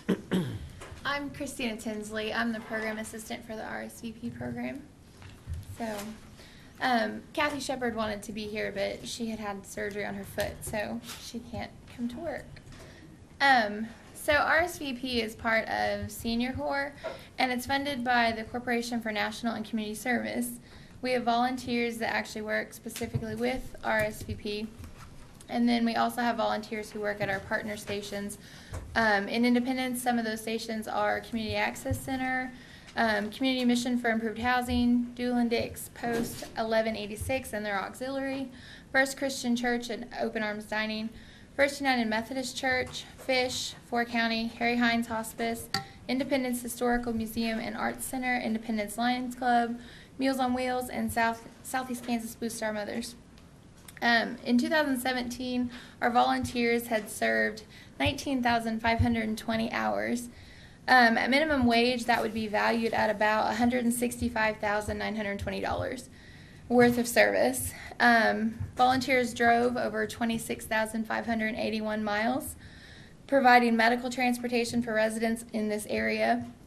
They had 7,503 hours of food pantry support and distribution, 345 hours of distributing information, 98 hours preventing elder abuse, 450 hours providing companionship, 1,884 hours delivering food, which is Meals on Wheels.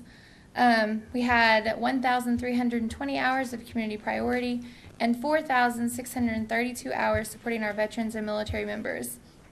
So we want to recognize these volunteers for the things they do within our communities, and we ask that you proclaim April 3rd, 2018 as National Service Recognition Day.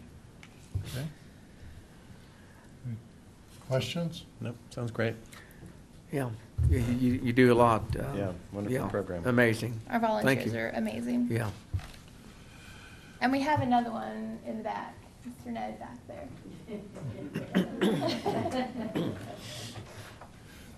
So do I have a motion?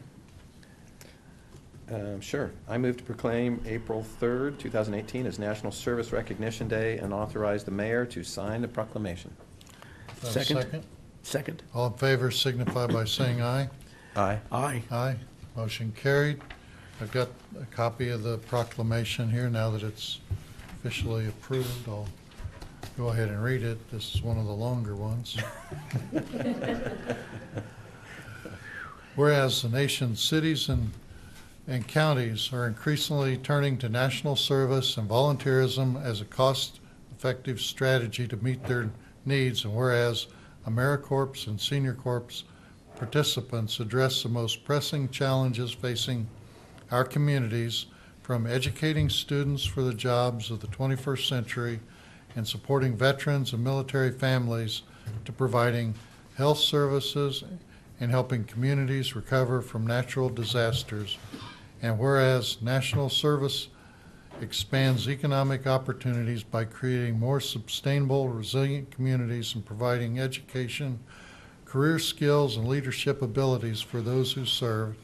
And whereas AmeriCorps and Senior Corps participants serve in more than 50,000 locations across the country, bolstering the civic, neighborhood, and faith-based organizations that are so vital to our economic and social well-being.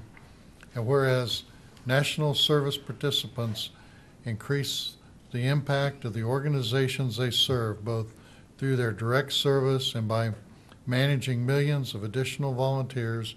And whereas national service represents a unique public-private partnership that invests in community solutions and leveraging non-federal resources to strengthen community impact and increase the return on taxpayer dollars. And whereas national service participants demonstrate commitment, dedication, and patriotism by making an intensive commitment to serve, a commitment that remains with them in their future endeavors. And whereas the Corporation for National and Community Service shares a priority with county officials and mayors nationwide to engage citizens, improve lives, and strengthen communities, and is joining with the National League of Cities, National Association of Counties, Cities of Service, and mayors and county officials across the country for the Mayor and County Recognition Day for National Service on April 4th, 2007. Therefore, be it resolved that I, Leonard Kaflish, Mayor of Independence, do hereby proclaim April 3rd, 2018 as National Service Recognition Day, and encourage residents to recognize the positive impact of national service in our community, to thank those who serve, and to find ways to give back to their communities.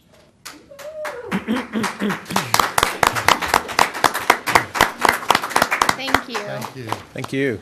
And I might add that RSVP stands for Retired Seniors Volunteer Program, and this is our official T-shirt. And now you know all that we do. Thank you. Okay, thank you. The next item on the agenda is consider proclaiming April 2018 as Child Abuse Prevention Month. Do we have anyone here representing? I don't think so. Erin Emmett was here, but she had to leave. Okay, She has provided some information out on the table. If anybody okay. wants to pick it up. Yeah. Aaron Bunn was representing the Kansas Children's Service League. You've reviewed the information in our packet. Any question or discussion from the commission? No, sir. No. I'll entertain a motion. I move to proclaim April 2018 as Child Abuse Prevention Month and authorize the mayor to sign the proclamation. Second. Have a motion and a second. All in favor signify by saying aye. Aye. Aye. Aye. Motion carried. The proclamation reads, whereas children are key to the state's future success, prosperity, and quality of life, while children are our most valuable resource, they're also our most vulnerable. And whereas children have a right to be safe and to be provided an opportunity to thrive, learn, and grow, and whereas child abuse and neglect can be prevented by supporting and strengthening Kansas's families, thus preventing the far-reaching effects of maltreatment, providing the opportunity for children to develop healthy, trusting family bonds, and consequently building the foundations of communities. And whereas we must come together as partners so that the voices of our children are heard by all, and we are as a community extending a helping hand to children and families in need. And whereas by providing safe, stable, and nurturing relationships for our children, free of violence, abuse, and neglect, we can ensure that Kansas children will grow to their full potential as the next generation of leaders, helping to secure the future of this state and nation. Now therefore, I, Leonard Kaflish, Mayor of Independence, Kansas, do hereby proclaim April 2018 as Child Abuse Prevention Month.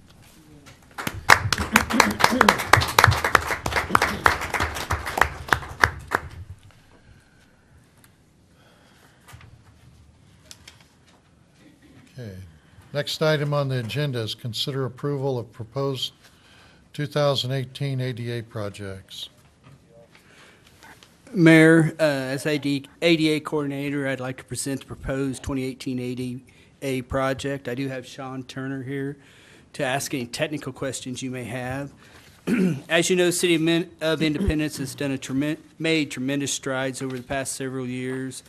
But as I took this role last year, I kind of had to take back to realize how much more work we have left to do. There's a lot of work to do. I'm not going to go over to a lot because with time and everything, move on. We have presented to you several items. Our bigger project is what we are calling our Safe Pathways to Schools project. You know, our kids are our future, and they make their routes between the schools and along the corridor. 10th Street is a corridor and a high priority. This area has some difficulties and expense related to the train tracks and some difficult corners, but on completion would make the route between the middle school and the high school very accessible for our young people. Also, we have Riverside Park, the jewel of Independence. Our Riverside Park is a huge attraction to Independence. Making Riverside Park accessible will be a continual process over the years to come. There's a lot of work to do out there. With Veterans Freedom Square being completed, near completion, the playground, our goal this year was to complete the accessible sidewalks in the playground as diagrammed and the ADA ramps around the oval. We think that would be a great project to complete. Our playgrounds are full of our children. You see a lot of handicapped children out there too at times. Dave, may I interrupt you for a moment? Yes, sir. So we're taking out, around the oval, we're taking out ADA ramps and putting other ADA ramps back in. Correct. I'm I'll let not Sean quite sure I speak to understand it that. because. Hey, Sean. Yes, those ramps were actually cited by the DOJ in your consent order as being non-compliant. Those Okay. ramps and parking spaces. So we're calling them ADA ramps, but they're not ADA compliant Correct. ramps. So they were done years ago before all this That's correct. reared its head. That's Okay. correct. Wow, that's too bad. I've received 3 complaints that I have also brought for you, and I believe we have the church is present here tonight at 1400 Irving. Briefly talk about it, then Sean can address any of your technical questions. They did have an accident there. I did receive a complaint shortly after taking over. I think they had complained before, if I remember correctly, due to a member of the church falling there. It's kind of a complicated corner, Leonard, and I can let Sean address that more with you. We also received a complaint at 8th and Main, the apartments. If you know, the west side of that building, the city has an agreement with them for parking. And they contacted us because they have 2 people in wheelchairs in that apartment. Under the ADA standards, that's an 18 residents. We have to provide 1 ADA stall. The standards also in the HUD that covers that highly recommends you put in for each accessible person. That would just take up too many spaces. We're only required 1, but working with Sean, we put 2, or we are proposing 2 there. And then Penn and Chesta is a project that has been brought before. This is kind of key. You know, Annie Mae's in that area is a vital part of our downtown area.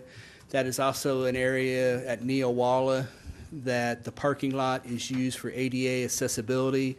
On the north side, we set up all the ADA parking as part of Neowalla. So that whole project encompasses that, making that corner ADA accessible and the parking lot accessible.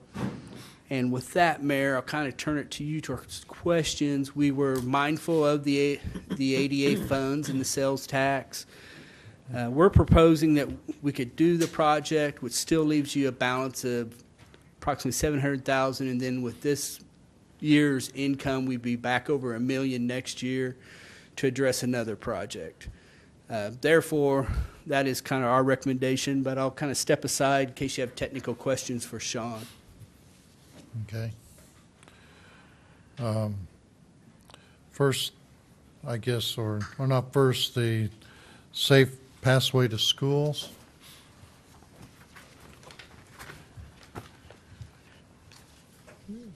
I agree with the idea of needing to provide the path, but the weak link is the railroad crossing. You know, if we're going to do this, I think we need to be in contact with Watco to have them address the crossing too, because you take the kids and handicap, not only wheelchair, but crutches or walking disabilities up to there, and, you know, we drop the ball. I think we need to be in contact with Watco that they address too, because I believe where it crosses a road or a sidewalk, and with the ADA being a law, that they would be obligated to cooperate in some form to accommodate a ADA crossing and remove that barrier. That is my understanding also. We didn't propose any work on the right-of-way, but that is something we had discussed internally of contacting Watco to do work on their right-of-way. We do kind of have a contact with Watco. He used to work for him, so we could make work with that, Leonard. Yeah, Harold Baden's was here earlier, his son could have some help, but I think we need to not just say it's theirs. I think we need to address it and bring it up so that we bring the part. I agree. 'Cause I don't have any questions about the parking, just kind of like with Gary, the change in ADA. Originally, you could have ramps extending into the parking, and 2010, it took that allowance out. May I speak for just a moment?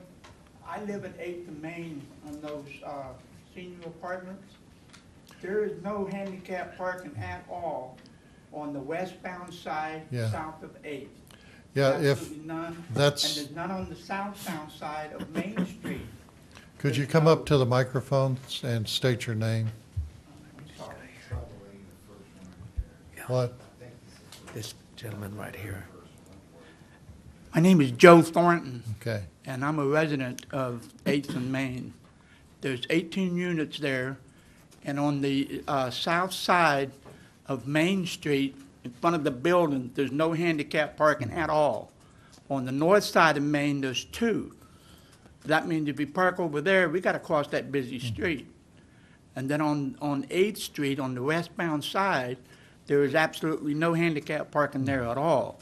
And there's only one access ramp to get to the sidewalk, and that's on the northwest corner of 8th and Main.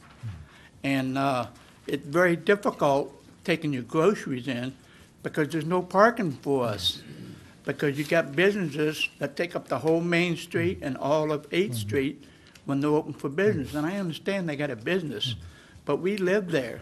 How are we supposed to get our groceries close to the door?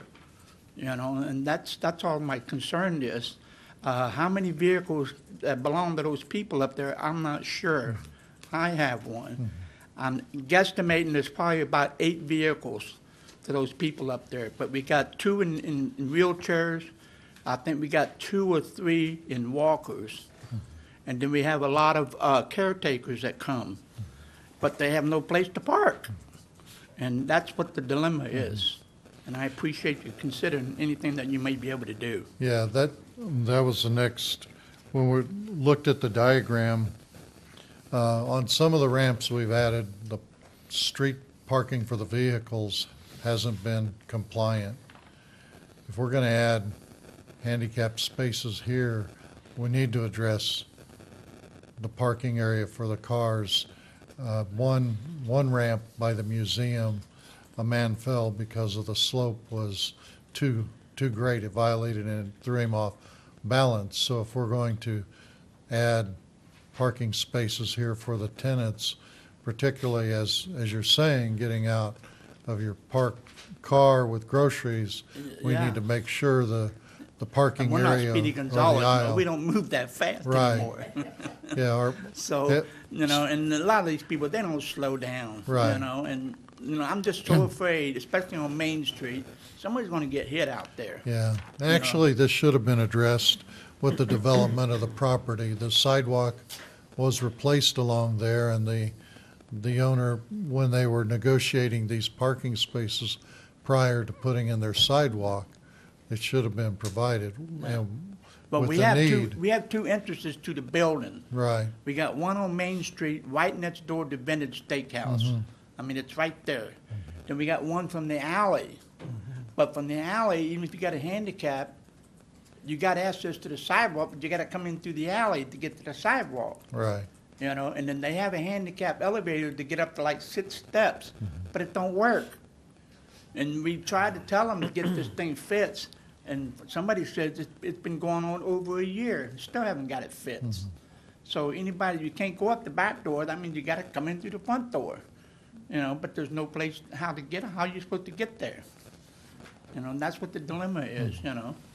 But anyway, I'm done talking, and I appreciate your time and effort. Well, thanks for coming. Yeah, thanks for coming. Yeah, Thank you, thanks for sir. coming. So, Sean, did you look at the street parking to see how it's going to comply? We have not taken any topographic data on that spot, and that we will. Well, not traffic count, but No, the just grade. grades. Yeah, Yes. okay. So I can't tell you if that meets on your slopes on the parking lot either. And that, on the ramp, it's a pretty high cost ramp because until we shoot it, we really don't know if it needs a handrail, or what we need to do there exactly to make it compliant until we get some grades on it as well. So, but the dollars we have in there will cover the cost for that ramp. And so you're proposing with the aisle to come into a flat landing and then go Correct. north Depending or on south? correct. And depending on that curb height, we may have a handrail requirement. We just don't know yet on what that Yeah, curb height because of is. the length, you might have to go back and ramp. Correct. So I think we've covered the worst case scenario in our cost estimate there. We'll have to shoot the elevations of the road to determine the slope. And we did put that near the elevator entrance, that is their handicap entrance. We discussed putting it other places out in the field, but we ended up choosing that. Well, if you have to modify, say with the crown of the street, if the slope is too great from the crown to the curb, could you move the parking spaces to the north so you actually level out the parking to the top of the curb? We could, if we go too far north, the cross slope of that sidewalk is very drastic. I'd say maybe 8%. East to west? Yes. Yeah, okay. Yes. So we very well may just to take advantage of topography slide it to the north, but until we get some shots on that one. Some of these other projects, I don't even think we need topographic data, but this one we do. Well, so what you're saying, the accessible route then that we're considering is not to the front door, but Correct. to the back? Correct. And then- To their handicap entrance, yes. And then they'll be required to do a sidewalk from our sidewalk to their back door or lift if it's necessary. If necessary, there is a sidewalk there. We don't know what the cross slope is. I know to the north it would be out of compliance, but from there to their handicap access, it may be compliant now. But that's not our responsibility, it's off. Correct. Off right away, Okay. yes. Okay. Any question about 8th and Main? I don't know enough to ask questions, actually, so no. No, I'm just curious about the lift that's in the back that you said is non-operational. No, it's not. It's for a wheelchair. Right. or I somebody- saw somebody that take today. Groceries. Right. That can't climb stairs. There's about 6 or 8 stairs there. And so that's what this little elevator is supposed to be. Right. Well, it don't work. And I complained to the manager. She said, well, we're working on it. And from what I understand, I moved there since November. I got people living there that said it's been over a year since it's worked. And they complain and it's not getting anywhere. We are addressing it with them, and they should be coming in compliance soon. Okay, that was my next question. We have talked We to were them. told that there's supposed to be somebody, I think, from Kansas City coming to fix or to replace whatever parts needed to be addressed on it. Okay, well then it looks like it's eventually going to get repaired, which would be good news. It can't be done soon enough, so. Sure. We will call tomorrow morning and follow up. But we Okay. have addressed that with the management. Okay, thank you.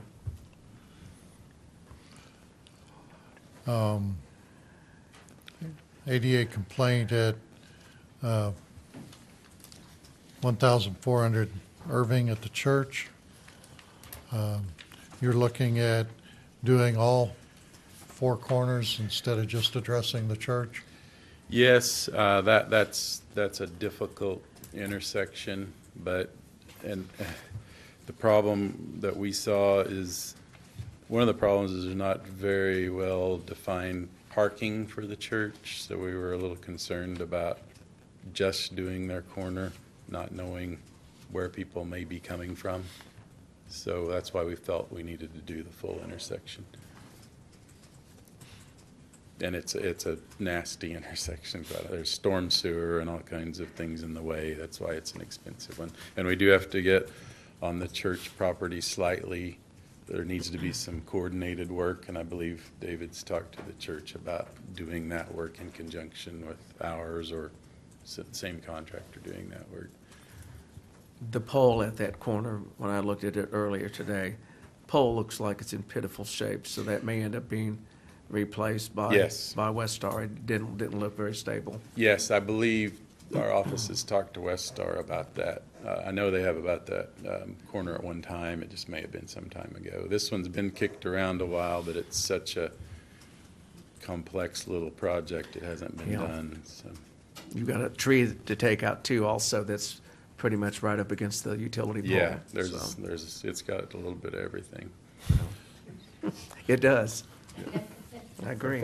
So your northwest curb ramp, are you looking at putting it on a radius there instead of? Northwest, yes.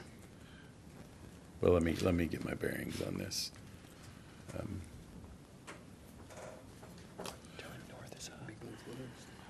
Or that's northeast. Oh, that's the church. The north is up. Yeah, north. Yeah. Thank you, I I had to appreciate look. that. Yeah. We are not. That is actually the top of a storm inlet. Okay. Sorry. I've seen some of the ones where we put in town on a radius. We would like to do that there, but there's a storm inlet on that corner. Yeah, but they look like if you're in a wheelchair, the radius ones to transition, you really don't have the landing, and you kind of have to go up at an angle that. Yeah, some you know, cities don't like the radius and don't allow If you it, but, pushed anybody in a wheelchair, the cross slope really becomes apparent in any time going up a ramp. So it's nice to be avoided. Any more questions on Yes, sir. that? On the Pin and Chestnut, are you showing a handicap ramp on your parallel parking? Yes, we are.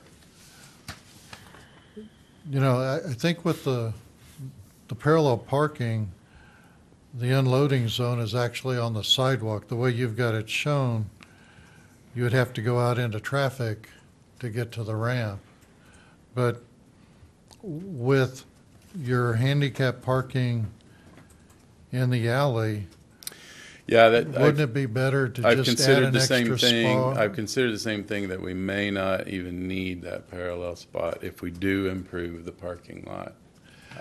Yeah. And then we can really probably still end up with a divided sidewalk, but one is a pedestrian corridor and one is, or an accessible corridor and one is not.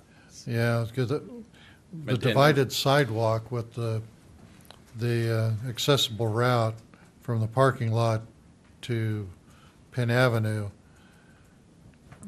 is going to have to happen, but that ADA parking space out there, it's not going to comply, and you don't want to take wheelchair or handicap out into traffic there. And so, you know, if it's necessary, you could do a little rearranging and add, 4 spots? Right now you got 3. If you move them west, which is to the bottom of the sheet now, you could put a parking space on the alley and compensate for the one that you lose there. But I would, Yeah, this is I'd one- like to see the one on the street just become a regular parallel parking. Yeah, that makes sense to me too. This is another one that, it's a concept, but until we get our topography, it's really, this one may change slightly Okay. on the layout. Okay. Now, the best part of this whole plan is I have not seen an engineering fee for any of this work. Thank you, Sean, for donating this to the city. In the estimates, they're just a blanket contingency, a design, and an inspection worked into the Oh, estimates. so those estimates serve as contracts. Well, no, the city could do it through our on-call Yeah. contract, or we can offer you a specific contract to do the work. Okay. Whichever you choose to do. So. We have a couple people that want to address commission on this item. Larry, would you like to come to the microphone?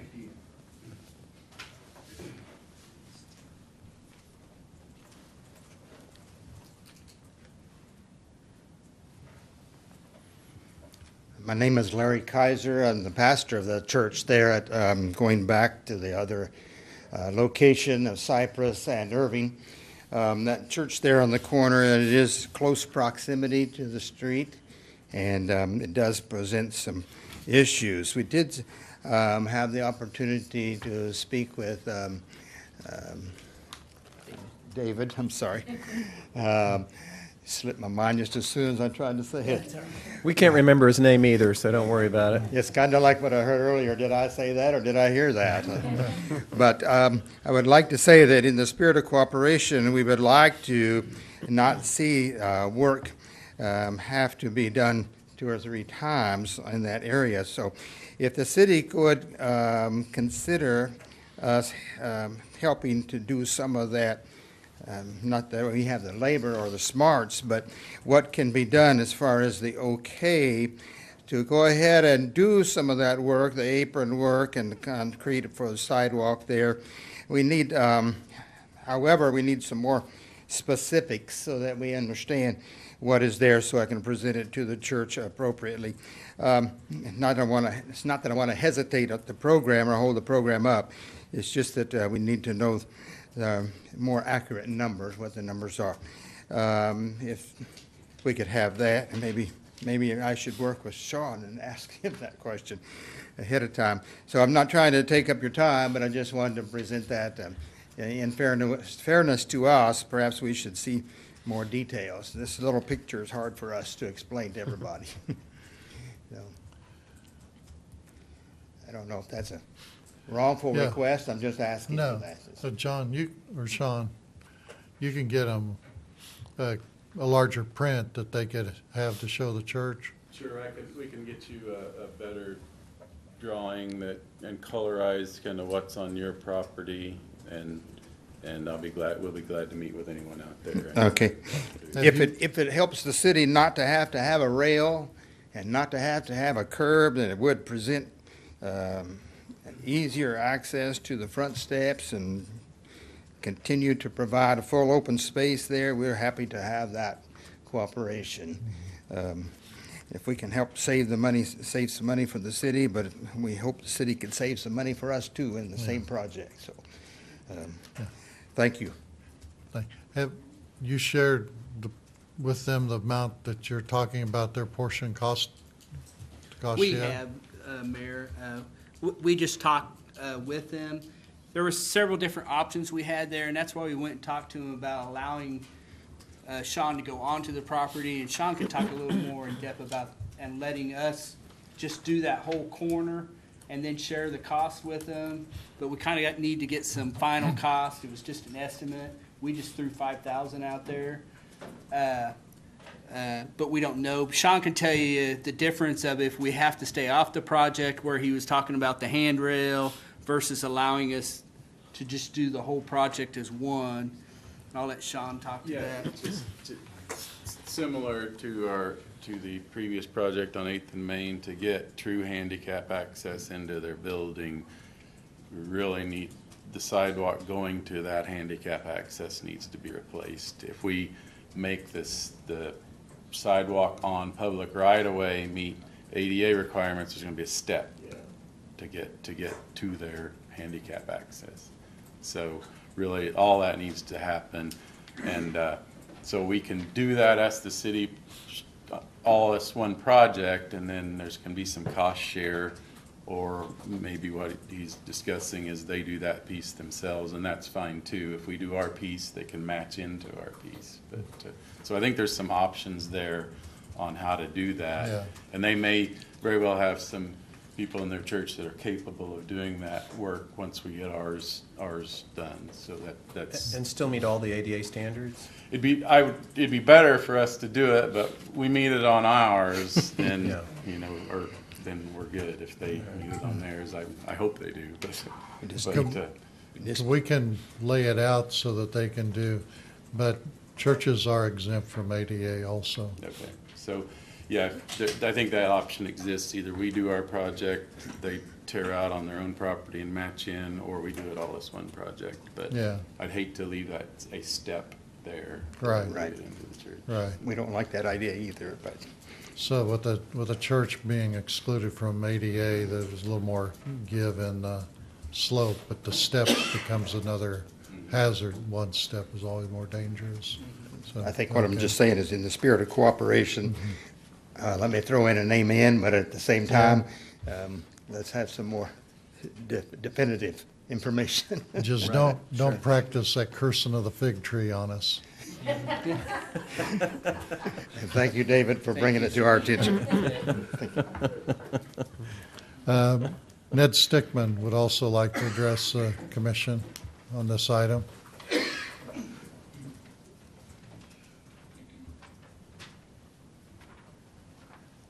Good evening. Hey, Ned. My name is Ned Stickman, and I actually filled out the little slip to speak to the church corner there at 1400 Irving, just as a reminder. I don't know that that's really the most important project that we have ADA-wise in the city, but when we started the ADA program, we had a meeting down in the Civic Center, and they asked for public input on ramps that might be needed in the city. And like 5 years ago, 6 years ago, before we ever started the ramps, and I came and there was another gentleman, I don't even remember who it was, and we're the only two people there that I was aware of that asked for a ramp.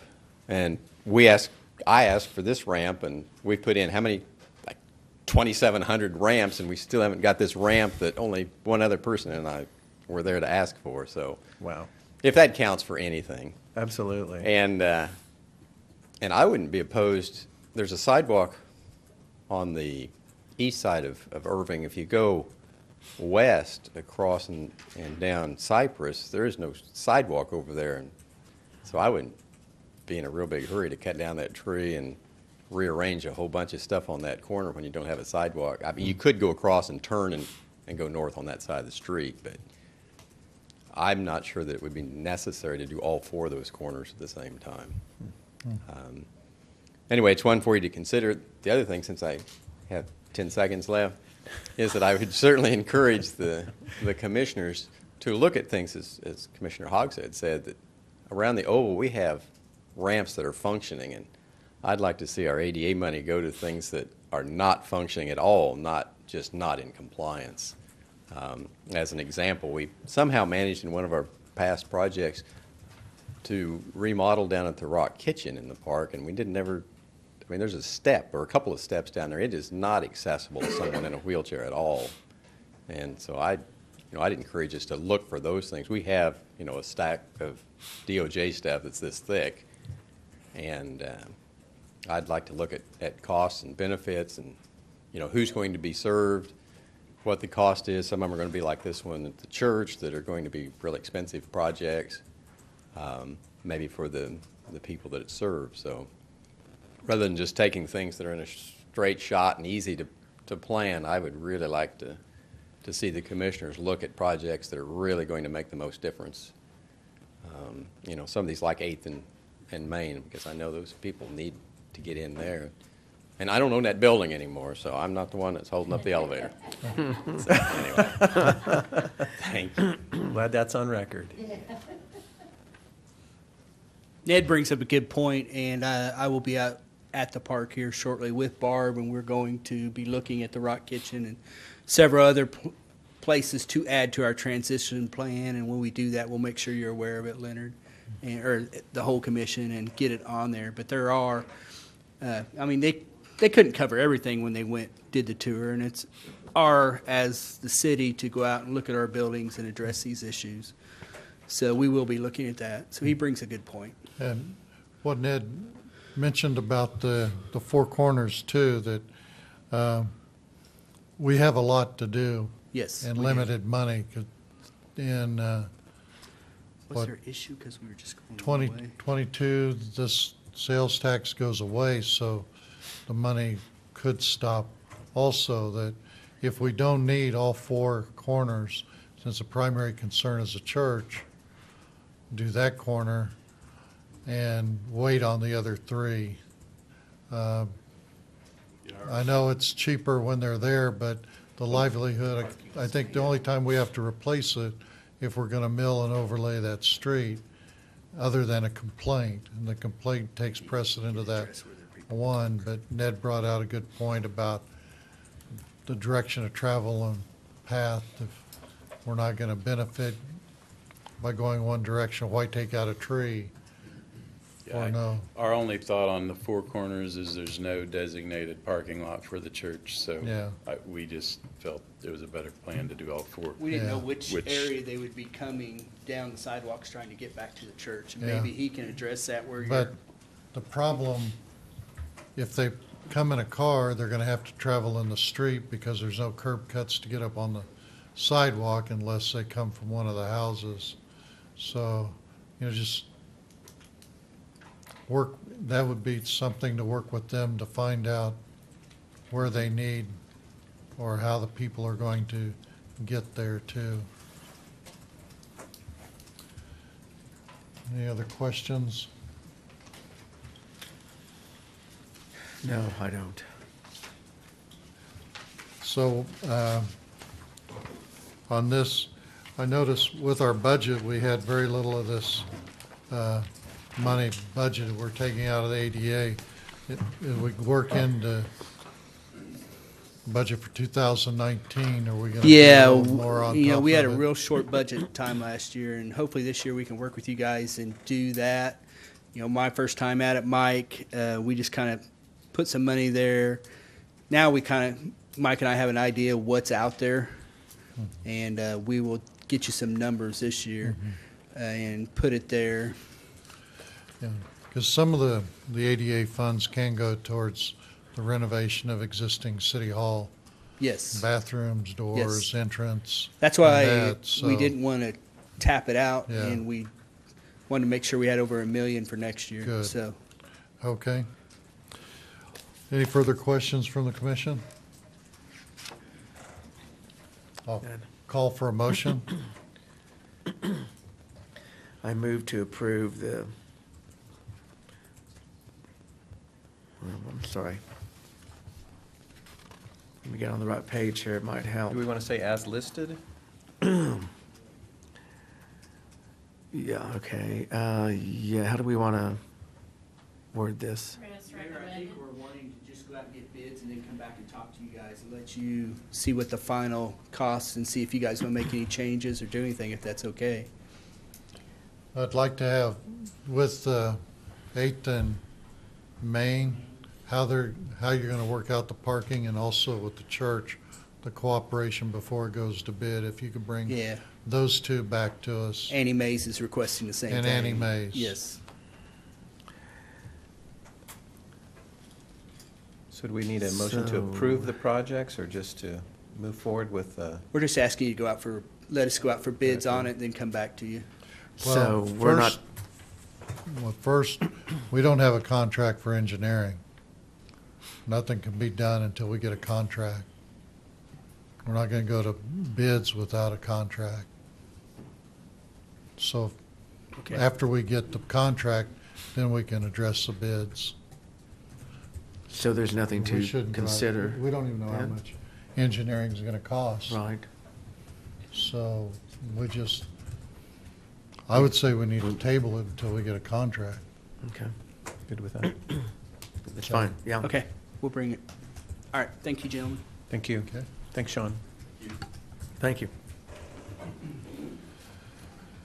Next item, consider appointing 9 members to the Community-Based Strategic Planning Advisory Committee, and kind of brought up when we're talking about the audit, the priority for the audit, and not consuming other things that could wait. With this, Craig, you said, just recapping what we talked about, that the staff will not be involved extensively enough Right. with their time, or the people that are going to be involved are not going to be involved with correcting the audit deficiencies, correct? Yeah, exactly. And in fact, if there's any staff time needed, Mike won't be involved. But yeah, right. It does. That's the whole point of talking with the consultant is they don't want staff directly involved because again, they want the community to be like they're putting the plan together, that we're not driving the plan. Yeah, so we have an outside facilitator and 9 Right. community members and no staff involvement to speak of. Right. I don't see any reason not to We move may have forward. to We've got a arrange tight team schedule. meeting here or there or something, Sure. something, but limited, very limited. Yeah. Kelly can do that at 2 a.m. She's up anyway. Sure, no Yeah. problem. Yeah, I just want to make sure that, we can keep putting food on our plate and then no way to finish it. And definitely the budget is our goal. Yeah, I mean, see I'd the be considered, because benefit we're of getting this, into the but- budget season, so if I thought that we had to do budget and a lot of this stuff, you're right, it wouldn't be the good time to start. but- Yeah, and, it's not, it's going to be good, but not critical, so, okay.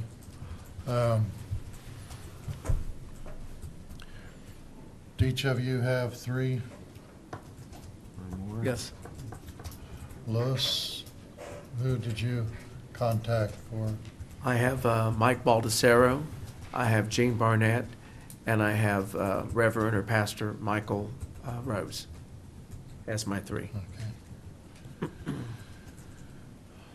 I'm not sure which Rose, title he goes by, Rose. Michael can't write that Rose. fast. Michael I don't know those Rose. names. It's in flower.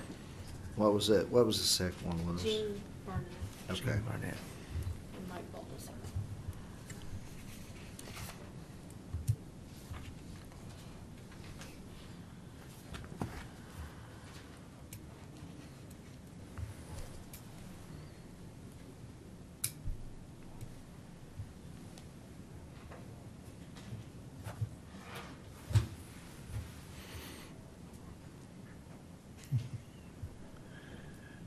I talked to Pastor Brandy, MIMITZGRAIEM.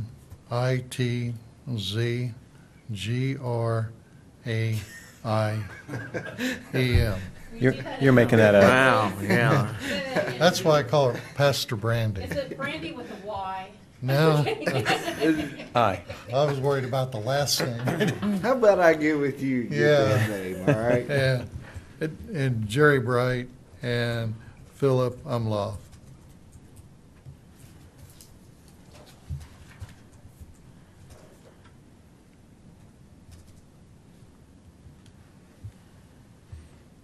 My turn?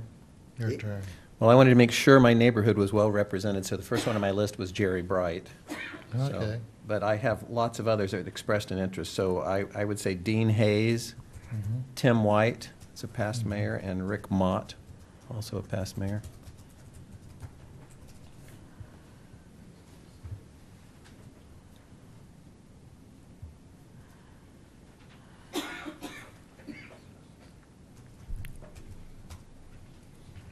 Any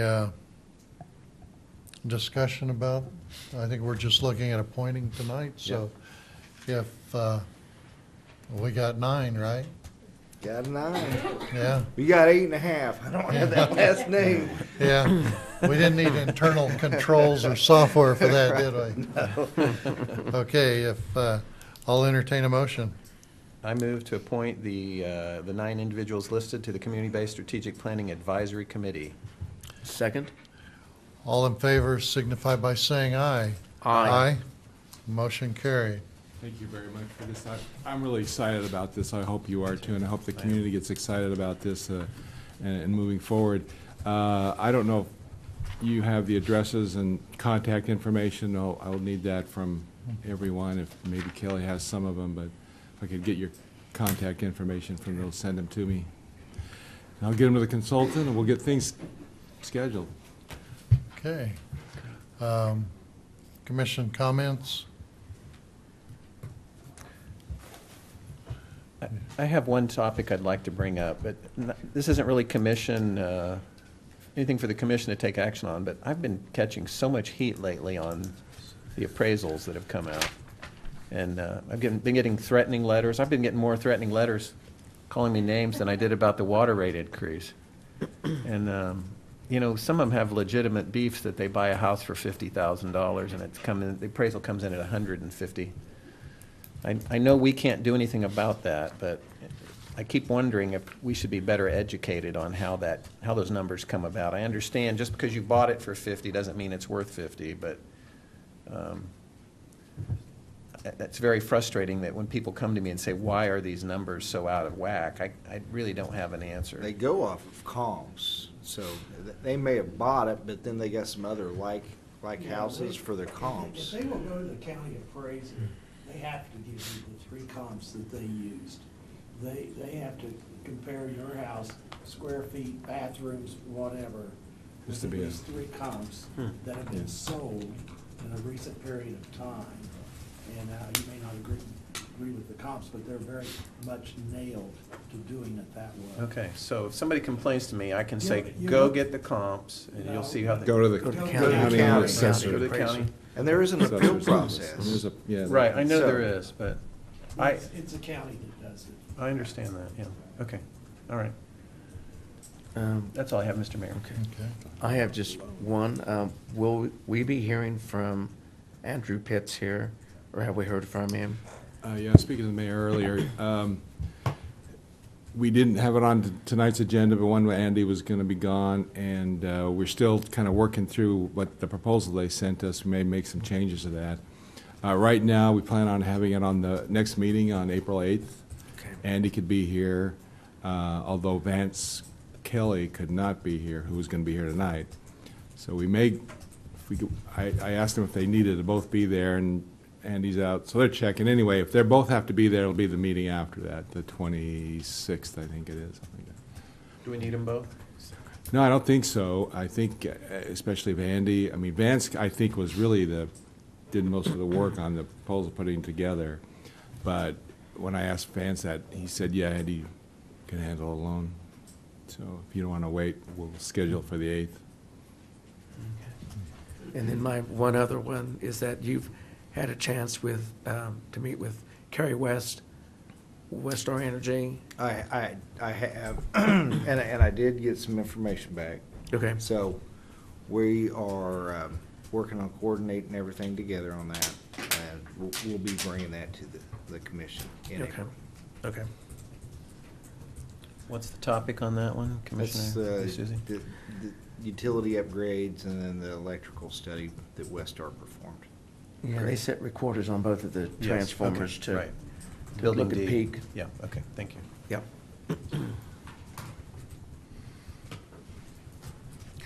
That's all I had. Okay. On Andy Pitts, I had looked at the agreement that they sent, and there's a big portion that they've got up front of just looking to see what's wrong. Some of it we already know. We've had it look on other proposals, a roof. We need to have it replaced, windows, and the tuck pointing. I think they've got way too much money up front to not get anything done. I visited with Craig that with our cost estimates that we've received on previous proposals, we can take those figures and look at what a typical fee would be and get an idea where it should be, and then be ready. I'll get that to Craig next week and give us a little better idea on where we are. Let's see.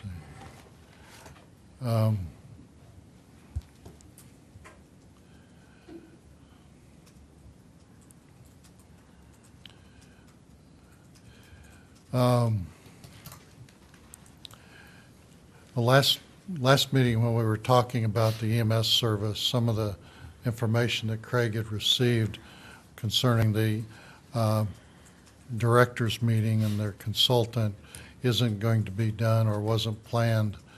As we go looking at what we're going to do with our service, and any changes that would probably need to go in advance, that they really hadn't planned on hiring a consultant. So when we start looking, and I think Craig was going to talked about some RFQs for that, if we don't start now, we don't want to wait for theirs. But I think that was all I had. Citizens concerned, we're just limited to the three, Mike. We didn't get any others. With that, we had board minutes. No questions on the board minutes? None. Well, then I'll entertain a motion to adjourn. Second? All in favor? Aye. Aye. Aye. Thank you, guys.